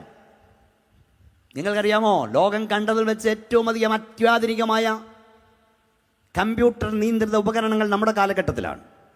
ഏറ്റവും അധികം ഹോസ്പിറ്റലുകൾ നമ്മുടെ കാലത്താണ്. ഏറ്റവും അധികം ഡോക്ടർമാർ നമ്മുടെ കാലത്താണ്. ഏറ്റവും അധികം നേഴ്സുമാർ നമ്മുടെ കാലത്താണ്. മരുന്നുകൾ നമ്മുടെ കാലത്താണ്. പക്ഷേ ഇതിൻ്റെ ഇലയിടയിൽ നിന്ന് മരണം മനുഷ്യനെ തട്ടിക്കൊണ്ടുപോകുന്നു. ഞാൻ ഇന്നലെ ഒരു സൗടക്കിന് പാസ് ഉണ്ടായിരുന്നു തോന്നുന്നു, ബിനു. ഞാൻ പറഞ്ഞു, ഇപ്പം സോഷ്യൽ മീഡിയ തുറക്കാൻ വയ്യ, പേടിയാ. സുന്ദരന്മാരുടെ ഫോട്ടോ കാനഡയിലും UK യിലും ഓസ്ട്രേലിയയൊക്കെ പോയത് ജീവിക്കാനാ. പക്ഷേ ഡെഡ് ബോഡി വന്നുകൊണ്ടിരിക്കുക. 33കാരൻ കഴിഞ്ഞ ദിവസം എൻ്റെ വീട് 4 വീടിനപ്പുറത്ത് 1.5 മാസം കഴിഞ്ഞ് വരാൻ ഡെഡ് ബോഡി. 33കാരൻ, 38കാരൻ കഴിഞ്ഞു വീണ് മരിക്കുക, 14കാരൻ കഴിഞ്ഞു വീണ് മരിക്കുക. മക്കളെ, ഒരു ദിവസമെങ്കിലും ബലത്തോടിരിക്കുന്നെങ്കിൽ നിന്റെ എന്നെ പിടുക്കല്ല, തമ്പുരാന്റെ കരുണയാണെന്ന് ഓർത്തോണം.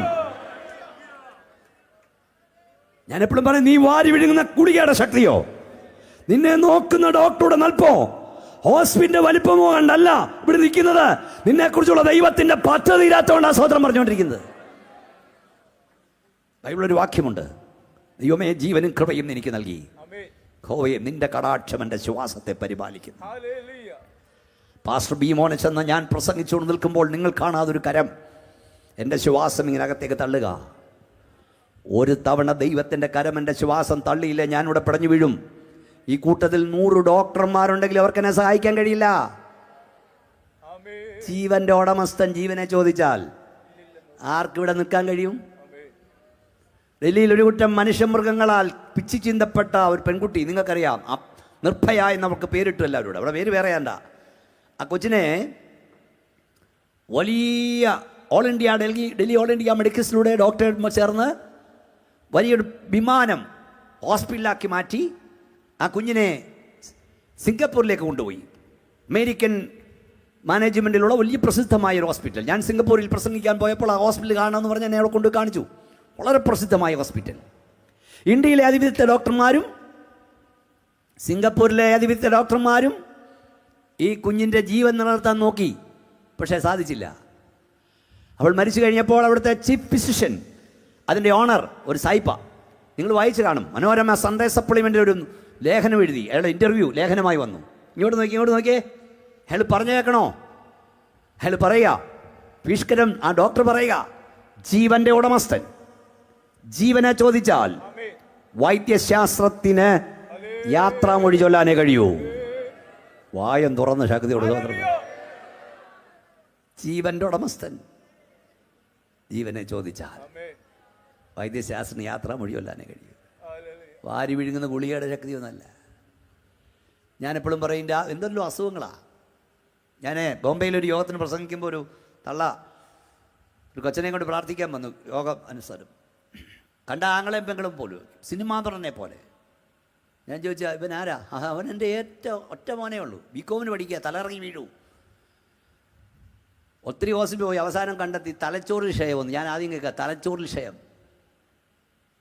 വേറൊരുത്തൻ പ്രാർത്ഥിക്കാൻ വന്നു, അകാലത്തിൽ നര, 28 വയസ്സേ ഉള്ളൂ, പക്ഷെ വൃദ്ധന്മാരുടെ ലക്ഷണം.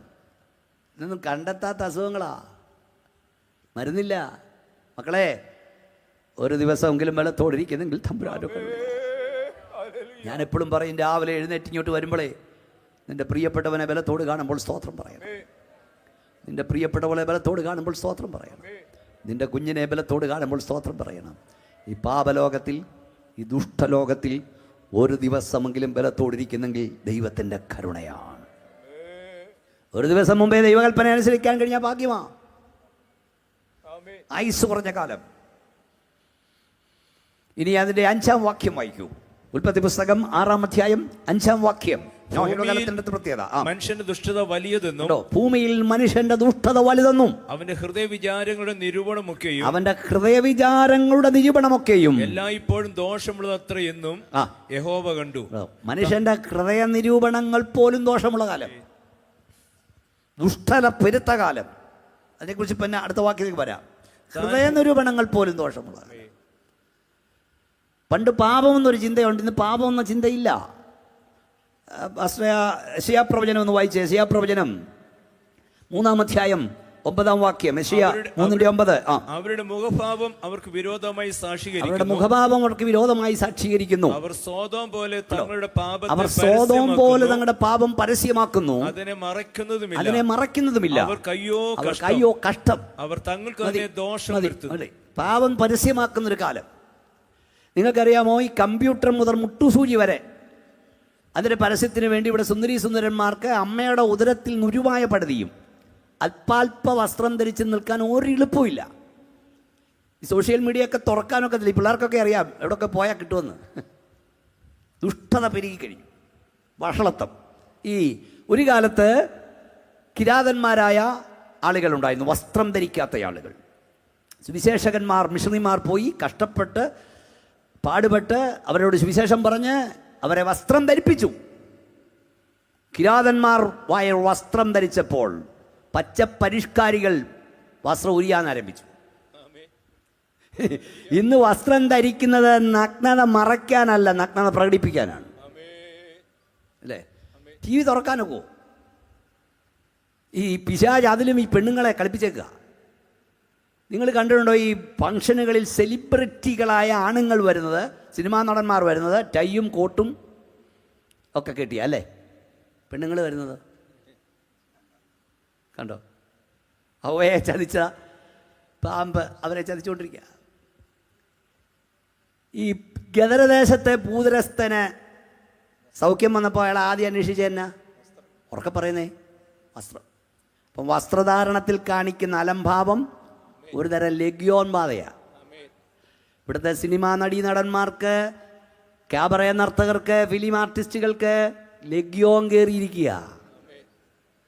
ഭാഷന്റെ പേര് പറഞ്ഞ് നീ അത് ഒപ്പിയെടുക്കല്ലേ കേട്ടോ, ഒപ്പിയെടുക്കരുത്. 2 അഭിഷേകങ്ങളുടെ വ്യാപരിച്ചുകൊണ്ടിരിക്കുക. 1 ദൈവിക അഭിഷേകം, 2 സാത്താന്യാഭിഷേകം. ആരാരെന്നുള്ളത് തെളിഞ്ഞുകൊണ്ടിരിക്കുകയാണ്. സാത്താന്യ അഭിഷേകത്തിലേക്ക് കുഞ്ഞെ നീ വീഴരുത്, നിന്റെ തലമുറ വീഴരുത്. മനുഷ്യൻ്റെ ഹൃദയവിചാരങ്ങൾ പോലും ദോഷമുള്ള കാലം, ഒന്നും ഒരുത്തനോടും പറയാനൊക്കാത്ത കാലമാണ്. എന്തൊരു ക്രൂരതയാണ് നടക്കുന്നത്. ഒരാളെ ഒന്നടിച്ചാൽ, രക്തം കണ്ടാൽ തലകറങ്ങി വീഴുന്ന ആളുകളാണ് ഭൂരിഭാഗമെങ്കിൽ. 8 മണിക്കൂർ നടന്ന് 6 എണ്ണത്തെ വെട്ടി നുറുക്കിയിട്ട് എന്ന് പറയാം ഞാൻ കൊന്നിട്ടിട്ട് വന്നേക്കുക, അല്ലേ? അമ്മയെ പിടിച്ച് കഴുത്തെ പിടിച്ച് വാഴി നിലത്തടിച്ചു. പിന്നെ 8 മണിക്കൂർ കഴിഞ്ഞ് അവൻ ചെന്നപ്പോൾ ഞരങ്ങുന്ന കണ്ടപ്പോൾ എന്തോ ചുറ്റികൊണ്ട് തലയ്ക്ക് 28 അടി. എങ്ങനൊക്കും ഇപ്പോഴും അവന് ബോധമുണ്ടോ? ചാപ്പാട് അടിച്ചോണ്ട് നടക്കുക. അങ്ങനെ എന്തെല്ലാം ചുമ്മാ അടിച്ചങ്ങ് കൊല്ലുക. ഞാൻ പറയും, വണ്ടി ഓടിച്ച് പോകുമ്പോൾ സൂക്ഷിച്ചോണം, ഒറ്റത്തിനോടൊന്നും പറയല്ലേ. പിള്ളേരോടൊക്കെ ഞാൻ പറയുന്നത്, നോഹയുടെ കാലം പോലെ കാലമാണ്. മനുഷ്യൻ്റെ ദുഷ്ടത പെരുകി കഴിഞ്ഞു. ഹൃദയ നിരൂപണം ദോഷമുള്ള ഇവനൊക്കെ കൊണ്ടൊക്കെ നടക്കുന്നറിയില്ല. വിവരവും വിദ്യാഭ്യാസവും ഉണ്ടെന്ന് പറയുന്നതിന് എന്നാ ചെയ്യുന്നേ? ഒരു ഡോക്ടർ അവൻ്റെ കാറിനെ ഓവർടേക്ക് എന്ന് പറഞ്ഞു, ഇതൊക്കെ പത്രത്തിൽ വന്നതാ. അവൻ 20 കിലോമീറ്റർ ചേസ് ചെയ്ത ചെറുക്കൻ പിള്ളേരെ പിടിച്ചു. എന്നിട്ട് ഈ പയ്യനെ തള്ളിയിട്ടിട്ട് 20 തവണ കാർ കയറ്റി അരച്ചു കളഞ്ഞു. മനുഷ്യൻ്റെ ഹൃദയവിചാരങ്ങൾ പോലും ദോഷമുള്ള കാലം. തോന്നിയാമല ദേശമേ, പാപം പെരുകിക്കഴിഞ്ഞു, ദുഷ്ടത പെരുകിക്കഴിഞ്ഞു, വഷളത്വം വർദ്ധിച്ചു കഴിഞ്ഞു. വർഷങ്ങൾക്ക് മുമ്പ് ഭൂമിയിൽ ഒരു സോദോമയുണ്ടായിരുന്നുണ്ടെങ്കിൽ ലോകത്തിലെ മിക്ക പട്ടണങ്ങളും സോദോമിനെ കളതപ്പതിച്ചു. സോദോമിൽ പാപമുണ്ടെങ്കിൽ ദൈവത്തിന് ന്യായവിധി ഇറച്ചിറങ്ങും. ഇവിടെ പാപം പെരുകാഞ്ഞിട്ടല്ല ദൈവന്യായവിധി വരാത്തത്, ദൈവത്തെ കൊണ്ട് കഴിയാത്ത, ദൈവം ഒരിക്കലും ചെയ്യാത്ത 10 കാര്യം വിശുദ്ധ ബൈബിളിൽ പറയുന്നു. ദുഷ്ടനോടുകൂടെ നീതിമാനെ നശിപ്പിക്കാൻ ദൈവത്തിന് കഴിയില്ല. പാപം എത്ര പെരുകിയാലും നോഹപെട്ടകത്തിൽ കടക്കാതെ ദൈവത്തിന് ന്യായവിധി ഇറങ്ങി വരില്ല. പാപം എത്ര പെരുകിയാലും ലോത്ത് സോദോം വിടാതെ ദൈവത്തിന് തീ ഇറങ്ങില്ല. ഇന്ന് രാത്രി ഞങ്ങൾ വിളിച്ചു പറയാം, ഇവിടെ പാപമില്ലാഞ്ഞിട്ടല്ല ന്യായവിധി വരാത്തത്. സ്തോത്രം പറയുന്ന, ഹല്ലേലൂയ പറയുന്ന, ആരാധിക്കുന്ന, പ്രാർത്ഥിക്കുന്ന ദൈവസഭ ഇവിടെ ഉള്ളത് കൊണ്ടാണ്. കൈകളടിച്ച് വാ തുറന്ന ശക്തിയോടെ ദൈവത്തെ സ്തുതിച്ചേ. എല്ലാവരും ആത്മാവിൽ ദൈവത്തെ അല്പസമയം ആരാധിച്ചാട്ട് സ്തോത്രം.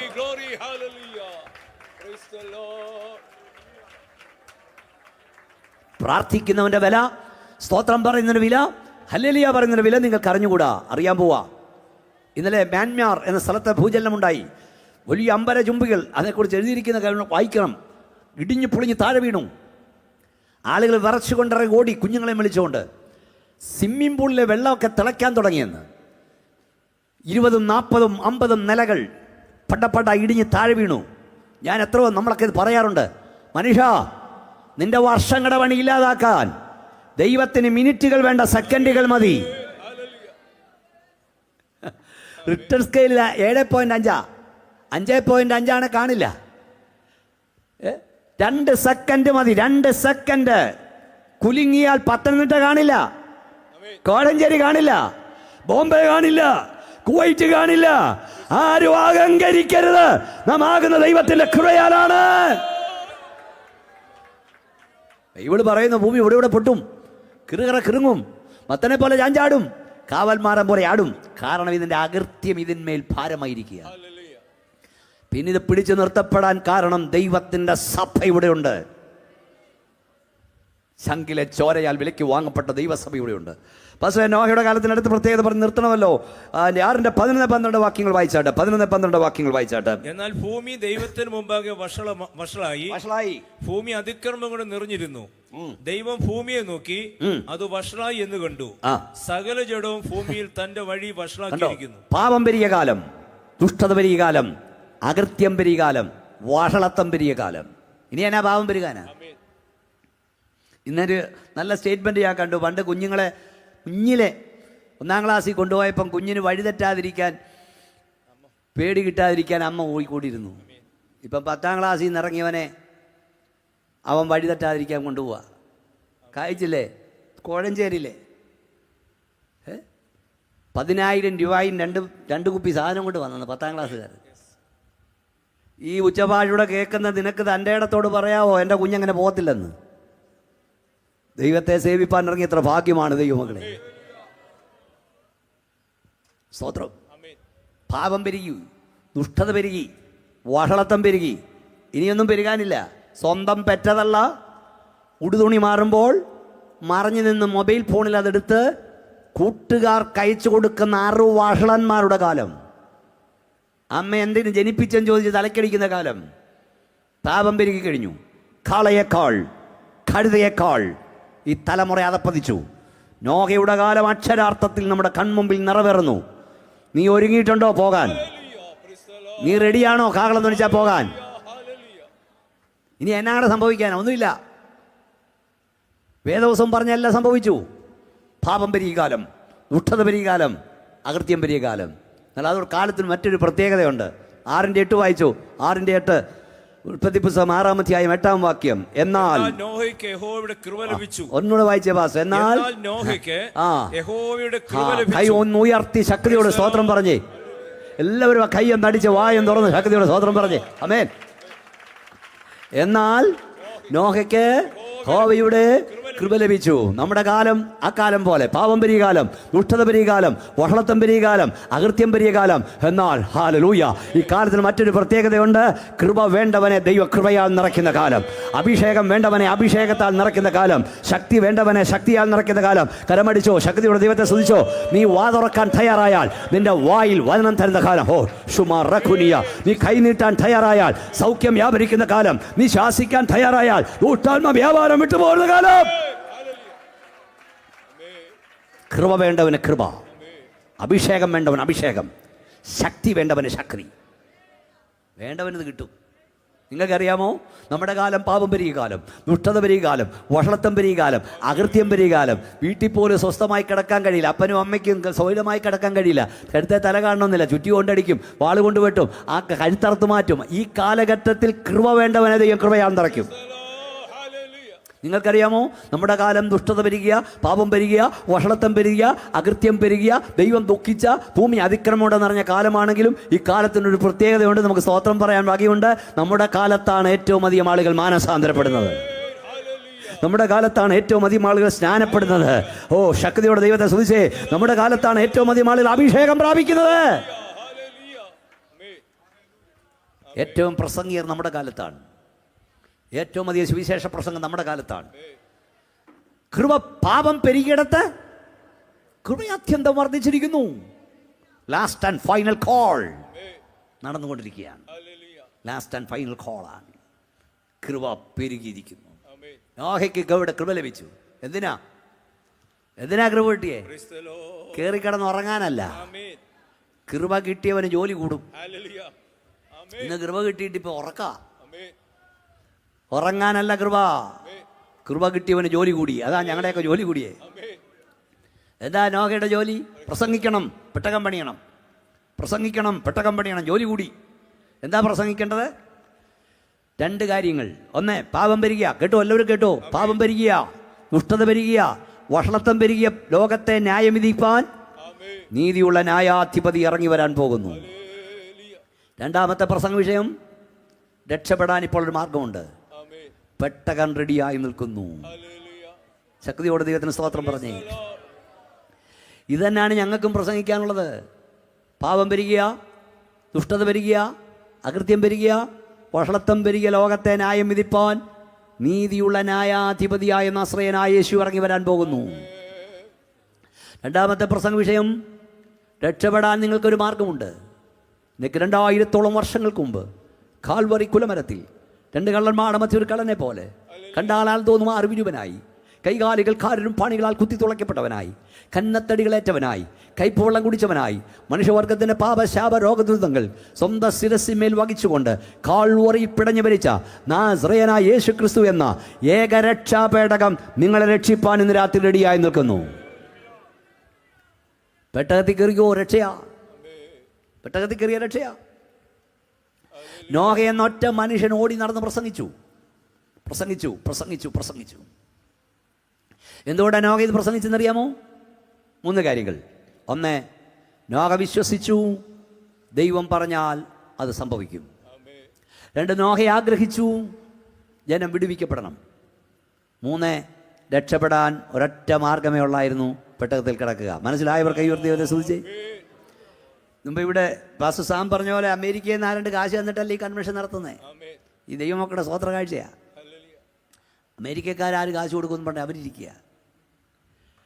ഈ ദൈവമക്കൾ ഈ പൈസയൊക്കെ മുടക്കി യോഗം നടത്തുന്നുണ്ടെന്നറിയാമോ? ഞങ്ങൾ വിശ്വസിക്കുന്നു, ദൈവം പറഞ്ഞ് സംഭവിക്കും. നോഹയുടെ കാലത്ത് മഴ പെയ്യാത്ത കാലമാണ്. മഴ പെയ്യുമെന്ന് പറഞ്ഞപ്പോൾ ആളുകൾ വിശ്വസിച്ചില്ല. ഇന്നും കാഹളം ധ്വനിക്കുമെന്നും മരിച്ചവർ ഉയർക്കുമെന്നും പറഞ്ഞാൽ പലരും വിശ്വസിക്കുന്നില്ല. പക്ഷെ ആര് വിശ്വസിച്ചാലും ഇല്ലെങ്കിലും ഞങ്ങൾ വിശ്വസിക്കുന്നു, കാഹളം ധ്വനിക്കും, മരിച്ച വിശുദ്ധർ ഉയർക്കും, ജീവനോട് ശേഷിക്കും, രൂപാന്തരം പ്രാപിക്കും. കൈയൊന്ന് ഉയർത്തിയാട്ടെ, സ്തോത്രം പറഞ്ഞ്. ഈ 2018 വെള്ളപ്പൊക്കത്തിലെ എല്ലായിടും പൊങ്ങിയില്ലേ? 4 നില വരെ പൊങ്ങിയില്ലേ? 10 ദിവസം അടുപ്പിച്ച് മഴ ഇവിടെ ചെയ്തപ്പം പൊങ്ങിയെങ്കിൽ ഇത് കാണിച്ചു തന്നാ പൊക്കാൻ ദൈവത്തിന് കഴിയുമെന്ന്, ജലപ്രളയം സജീവാണെന്ന് അല്ലേ? അപ്പം 1, നോഹ വിശ്വസിച്ചു, ദൈവം പറഞ്ഞാൽ സംഭവിക്കും. 2, നോഹ ആഗ്രഹിച്ചു, ജനം വിടുവിക്കപ്പെടണം. 3, രക്ഷപ്പെടാൻ ഒറ്റ മാർഗമേ ഉള്ളായിരുന്നു. എന്തായിരുന്നു? പെട്ടകത്തിൽ കിടക്കുക. ഞങ്ങൾ എന്തുകൊണ്ടാണ് ഇത് പ്രസംഗിക്കുന്നത് മനസ്സിലായോ? 1, ഞങ്ങൾ വിശ്വസിക്കുന്നു, കർത്താവ് പറഞ്ഞാൽ സംഭവിക്കും, യേശു മടങ്ങി വരും. കൈ ഉയർത്തി ശക്തിയോടെ സ്തോത്രം പറഞ്ഞേ. ഓശേപ്പൻ 6:3 നാം അറിഞ്ഞുകൊള്ളുക, യഹോവയെ അറിയുവാൻ നാം ഉത്സാഹിക്കുക, അവൻ്റെ ഉദയം പ്രഭാതം പോലെ നിശ്ചയമുള്ളത് എന്ന് പറഞ്ഞ അർത്ഥം എന്താ? നാളെ സൂര്യൻ ഉദിക്കുന്ന സത്യമാണ്, യേശു മടങ്ങി വരും സത്യം. ഇന്ത്യൻ പാർലമെന്റ് കൂടി നാളെ സൂര്യൻ ഉദിക്കുന്ന പ്രമേയം പാസ്സാക്കിയാൽ സൂര്യൻ ഉദിക്കാതിരിക്കില്ല. അമേരിക്കൻ സെനറ്റ് കൂടി സൂര്യൻ ഉദിക്കുമെന്ന് പറഞ്ഞാൽ ഉദിക്കാതിരിക്കില്ല. നാളെ സൂര്യൻ ഉദിക്കുന്ന സത്യമെങ്കിൽ യേശു മടങ്ങി വരും സത്യം. Praise Lord. ഞങ്ങൾ പ്രസംഗിക്കുന്നതിന് 1 കാരണം ദൈവം പറഞ്ഞാൽ സംഭവിക്കും. 2, ഞങ്ങൾ ആഗ്രഹിക്കുന്ന ചെല്ലെങ്കിലും പെട്ടത് കാരണം. 3, നോഹയുടെ കാലത്ത് പെട്ടകത്തിൽ കയറുക എന്ന ഒറ്റ മാർഗമേ ഉള്ളായിരുന്നു രക്ഷപ്പെടാൻ.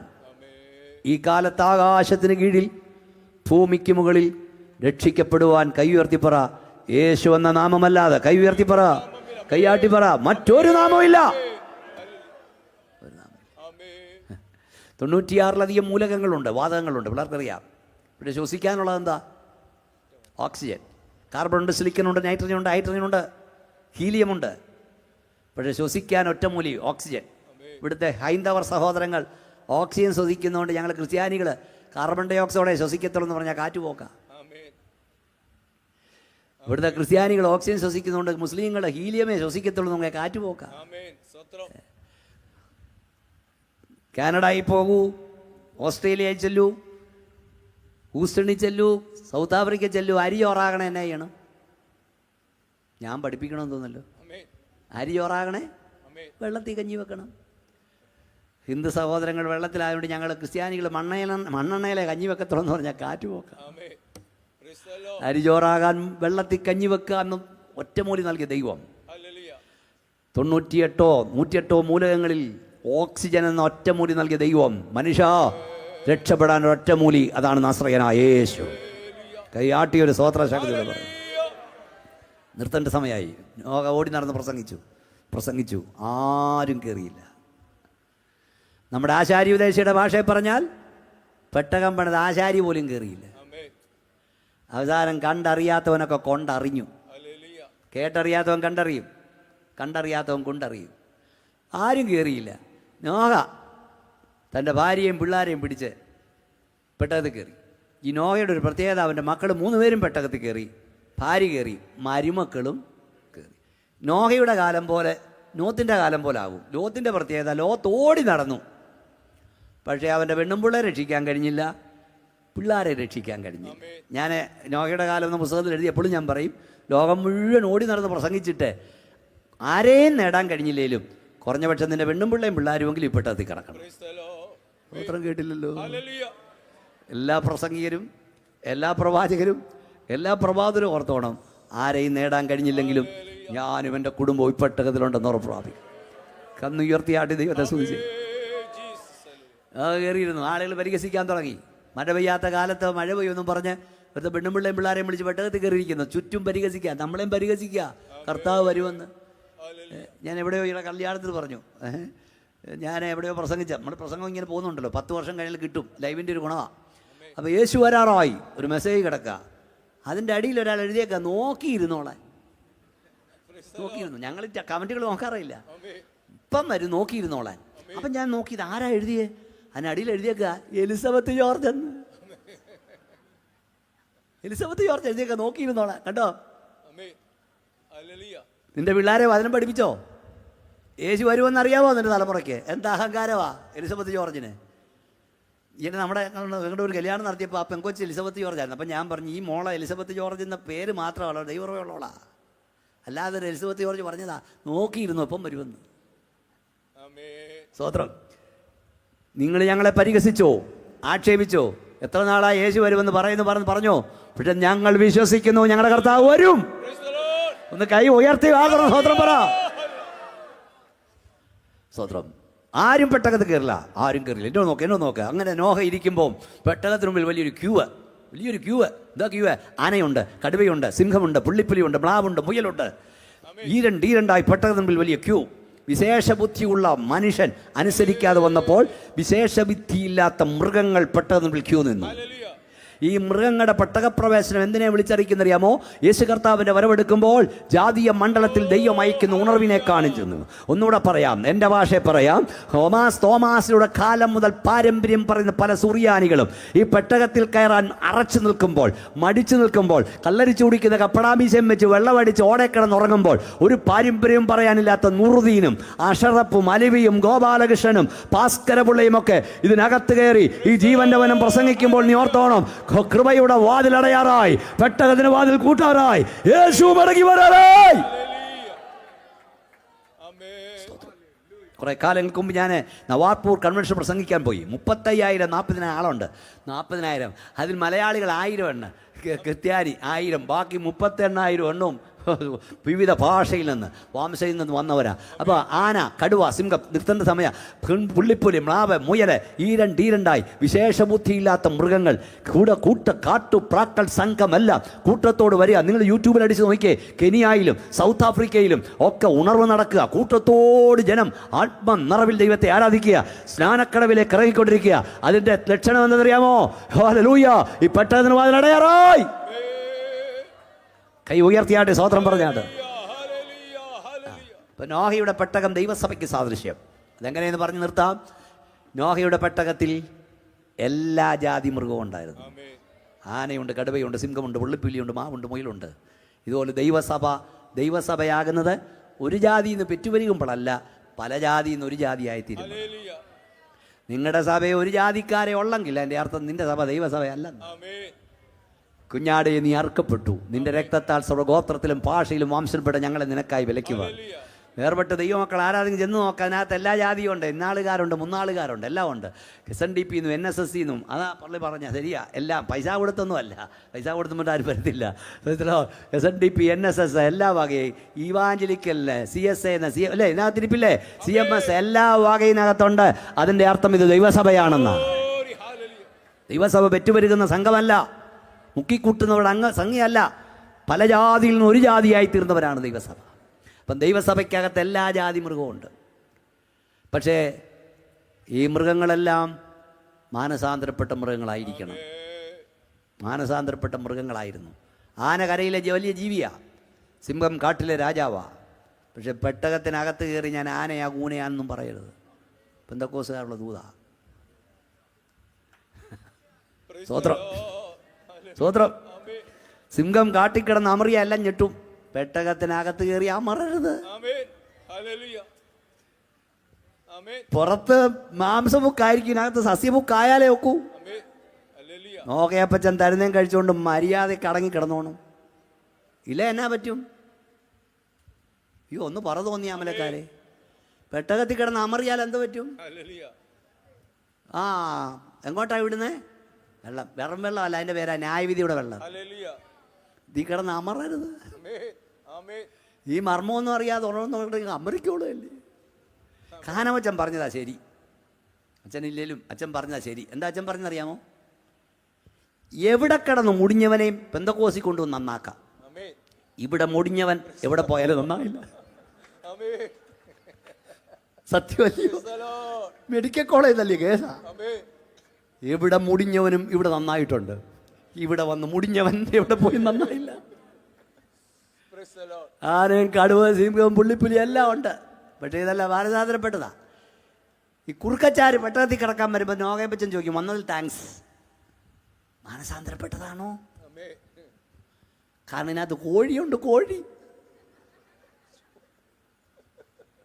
മാനസാന്തരപ്പെടാതെ ഒരൊറ്റ കുറുക്കം കയറിയാൽ മതി, സകല കോഴി അവൻ നിന്നിട്ട് പോകും. ഉപദേശിമാരോട് ഞാൻ പറയാം, ആളെ കൂട്ടാൻ വേണ്ടി ഗുണപ്പെടാത്ത കുറുക്കന്മാരെ കയറ്റരുത്. സകല കോഴി അവൻ നിന്നെ തിന്നിട്ട് പോകും. ഇത് അപ്പുറത്തൊരുത്തൻ ചാടാൻ നോക്കിയിരിക്കും ഇപ്പുറത്ത് സെക്രട്ടറി ആക്കാൻ. അയ്യോ സ്തോത്രം. ഉടഞ്ഞാൽ ഇവിടെ കിടക്കട്ടെന്ന്. ഈ സാത്താനെ ഏൽപ്പിക്കാന്നൊരു പരിപാടിയുണ്ട്. അതും അച്ഛൻ പറഞ്ഞ സാത്താനെ ഏൽപ്പിക്കുക. ഇവിടെ ഒന്നും ഗുണപ്പെടാത്തവനെ സാത്താനെ ഏൽപ്പിക്കുക. വായിച്ചിട്ടില്ലയോ നിങ്ങൾ? ഇതുകൊണ്ട് ഉണ്ടോ? ഉണ്ട്. സാത്താനെ ഏൽപ്പിക്കുക. അപ്പോൾ ഈ സഭ സാത്താനെ ഏൽപ്പിക്കാനായിട്ട് ഇങ്ങനെ ഇട്ടുകൊടുക്കാൻ തുടങ്ങുമ്പോൾ അപ്പുറത്തെ തട്ടിക്കൊണ്ടങ്ങ് പോയി. സാത്താനെയും കളിപ്പിക്കുന്ന പാർട്ടികളുണ്ട്. പിന്നെ അവനെങ്ങനെ ഗുണമാവും? നീ നോഹയുടെ പെട്ടകം ദൈവസഭയ്ക്ക് സാദൃശ്യമാ. ആനയും കൂനയൊക്കെ ഇതിനകത്തുണ്ട്. പക്ഷെ മര്യാദയ്ക്ക് ഇരുന്നോണം.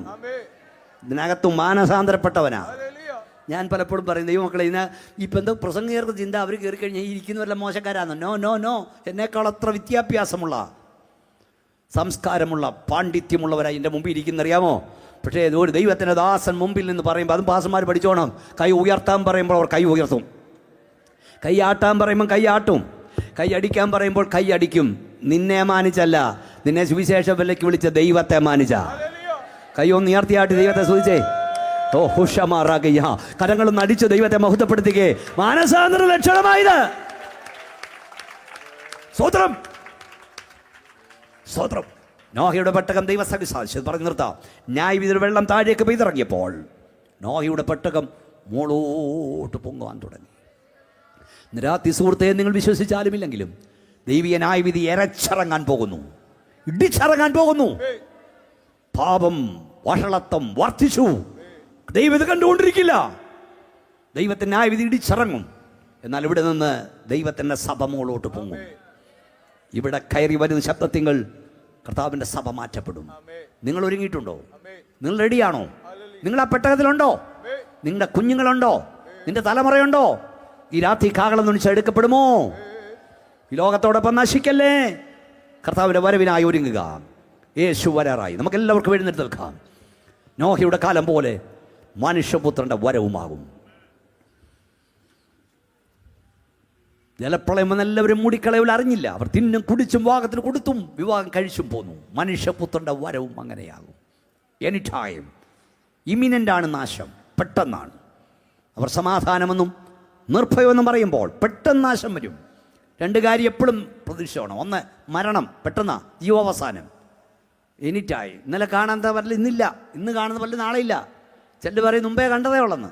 യെസ്, ഏത് നിമിഷവും മരണം, ഏത് നിമിഷവും കാഹളം ധ്വനിക്കാം, ഏത് നിമിഷവും ഈ ലോകത്തിന് തിരശ്ശീല വീഴാം. റെഡി ആയിട്ടുണ്ടോ? എല്ലാ കണ്ണു അടച്ചേ. ഒത്തിരി പ്രസംഗം ഒത്തിരി നാളായി കേട്ടു. കർത്താവേ, നിൻ്റെ വരവെപ്പോഴെന്ന് എനിക്കറിയില്ല, എന്നെ ഒരുക്കണമേ, ഞാൻ കൈവിടപ്പെട്ടു പോകരുത്, നിൻ്റെ വരവിനായി ഒരുക്കണം. ഇന്ന് രാത്രി 99% ദൈവമക്കളാ. മക്കളെ, കുഞ്ഞുങ്ങളെ, കൈവിടപ്പെട്ടു പോകരുത്. പണമില്ലാതെ നിങ്ങൾക്ക് ഇവിടെ ജീവിക്കാം, ഡോളറില്ലാതെ ജീവിക്കാം. ദൈവകൃപയില്ലാതെ നിനക്കും നിൻ്റെ തലമുറയ്ക്കും ഒരു സെക്കൻഡ് ഇവിടെ നിൽക്കാൻ കഴിയില്ല. മക്കളൊക്കെ ഒന്ന് കരഞ്ഞോ, സ്തോത്രം ചെയ്തോ? മക്കളൊക്കെ യേശുവേന്നൊന്ന് വിളിച്ചേ, മക്കളെ അപ്പച്ചാന്നൊന്ന് വിളിച്ചേ, നിന്റെ കൃപയന്മേൽ പറയണമെന്ന് പറ. എൻ്റെ ഈ ദുഷ്ടതലമുറ എനിക്ക് നിൽക്കാൻ നിന്റെ കൃപ തരണമേ, അഭിഷേകം തരണമേ, എന്നെ എൻ്റെ തലമുറ ഒരുക്കണേ. ഞാനും എൻ്റെ കുഞ്ഞുങ്ങൾ ഇതാന്ന് പറഞ്ഞ് അവിടെ നിൽക്കണപ്പാ. അതിനായി എന്നെ സമർപ്പിക്കുന്നു, എന്നെ കഴുകണമേ എന്ന് പ്രാർത്ഥിക്കുന്നവർ കൈ സ്വർഗത്തിലേക്ക് ഉയർത്തിപ്പിടിക്കൂ. യേശുവേ എന്നൊന്ന് വിളിച്ചാട്ട്, എന്നെ കഴുകണമേ എന്ന് പറ, എന്നെ വിശുദ്ധീകരിക്കണമേ എന്ന് പറ. ഞങ്ങളുടെ കർത്താവേ, ഞങ്ങളെ ഏൽപ്പിക്കുന്നു, ഞങ്ങളെ ശുദ്ധീകരിക്കണേ, നിന്റെ വരവിനായി ഞങ്ങൾ ഒരുക്കണമേ. പാപം പെരുകിയ, ദുഷ്ടത പെരുകിയ, അകൃത്യം വർദ്ധിച്ച ഈ ദുഷ്ടലോകത്തിൽ നീതിമാനായ നോഹയെപ്പോലെ അങ്ങയോടൊപ്പം നടക്കാൻ ഞങ്ങളെ ഒരുക്കണമെന്ന് പ്രാർത്ഥിക്കുന്നു. നിന്റെ കരവരെ തൊടുന്നോർത്ത് സ്തോത്രം, നിന്റെ ശക്തി അവിടെ മേൽ വ്യാപരിക്കുന്നോർത്ത് സ്തോത്രം. യേശുവിൻ്റെ നാമത്തിൽ തന്നെ പരിശുദ്ധാത്മാവിനോട് കൈകൾ താഴ്ത്തിക്കിട്ടി നമ്മുടെ തലമുറയ്ക്ക് വേണ്ടി പ്രാർത്ഥിക്കാം. നിങ്ങളുടെ സന്താനം എവിടെയാണെങ്കിലും ദൈവശക്തി അവിടെ വ്യാപരിക്കട്ടെ. കർത്താവിനോടൊന്ന് പറ, കർത്താവെ, എൻ്റെ തലമുറയെ അങ്ങ് വിളിക്കണം സുവിശേഷ വിലയ്ക്കായി. വിട്ടുതരാൻ ഞാൻ തയ്യാറാണ് കർത്താവേ. ജോലിയോടോ ജോലി കൂടാതെ അവർ സുവിശേഷം പ്രസംഗിക്കട്ടെ. യേശുവിനെ അവർ നമ്മളൊക്കെ പോയി കഴിഞ്ഞാൽ കർത്താവ് വരാൻ താമസം അവർ വേണ്ടേ? ഇല്ലെങ്കിൽ തന്നെ എൻ്റെ കണ്ണടയും മുമ്പ് എൻ്റെ തലമുറ ആത്മീയരാകണം. എൻ്റെ സന്താനം എൻ്റെ യേശുവിനെ അറിയണം. എനിക്കത് കണ്ടാൽ മതിയപ്പ എന്ന് പറയുന്നവർ കൈ ഉയർത്തി, തലമുറയ്ക്ക് വേണ്ടി പ്രാർത്ഥിക്കുന്നവർ കൈ ഉയർത്തി. നമ്മൾ ഒന്നിച്ച് പ്രാർത്ഥിക്കാൻ പോവാ. ദുഷ്ടന്റെ ചെങ്കോൾ നീതിമാന്റെ അവകാശം ഇരിക്കില്ല നിന്റെ മേൽ, നിന്റെ സന്താനത്തിന്മേൽ. ഓ ഷമ റൊക്കുനിയ, ദുഷ്ടന്റെ ചെങ്കോൾ ഇരിക്കില്ല. നാം ഇവിടെ പ്രാർത്ഥിക്കാൻ പോകുകയാണ്. അഭിഷേകം നുകത്തെ തകർക്കുമെങ്കിൽ നമ്മുടെ മേൽ, നമ്മുടെ സന്താനത്തിന്മേൽ ദൂഷ്ടന്റെ ചെങ്കോൽ ഇരിക്കില്ല. ഇന്ന് രാത്രിയെ തകർക്കപ്പെടണം. സുവിശേഷയോഗം വെറും പ്രസംഗ കസർത്തല്ലെന്നേ, ഈ രാത്രി ഒരു വിടുതൽ ഇവിടെ സംഭവിക്കണം. ഞങ്ങളുടെ കർത്താവേ, സ്വർഗ്ഗപിതാവേ, ഞങ്ങളുടെ സന്താനങ്ങളെ ഏൽപ്പിക്കുകയാണ്. യേശുവിൻ്റെ നാമത്തിൽ അഭിഷേകം നുകത്തെ തകർക്കുമെങ്കിൽ ഞങ്ങളുടെ മേലോ ഞങ്ങളുടെ സന്താനത്തിന്മേലോ ദൂഷ്ടന്റെ ചെങ്കോൽ ഇരിക്കരുത്. ഇന്ന് രാത്രി അഭിഷേകത്താൽ ആ നുകങ്ങൾ തകർക്കപ്പെടട്ടെ. ഞങ്ങളുടെ കൺമുമ്പിൽ അവർ ആത്മീയരായി മാറട്ടെ. നിന്റെ കരം അവരെ തൊടുന്നു, നിന്റെ ശക്തിയോടെ മേൽ വ്യാപരിക്കുന്നവർക്ക് സ്തോത്രം. യേശുവിൻ നാമത്തിൽ നിന്ന് എല്ലാവരും കൈയടിച്ചാൽ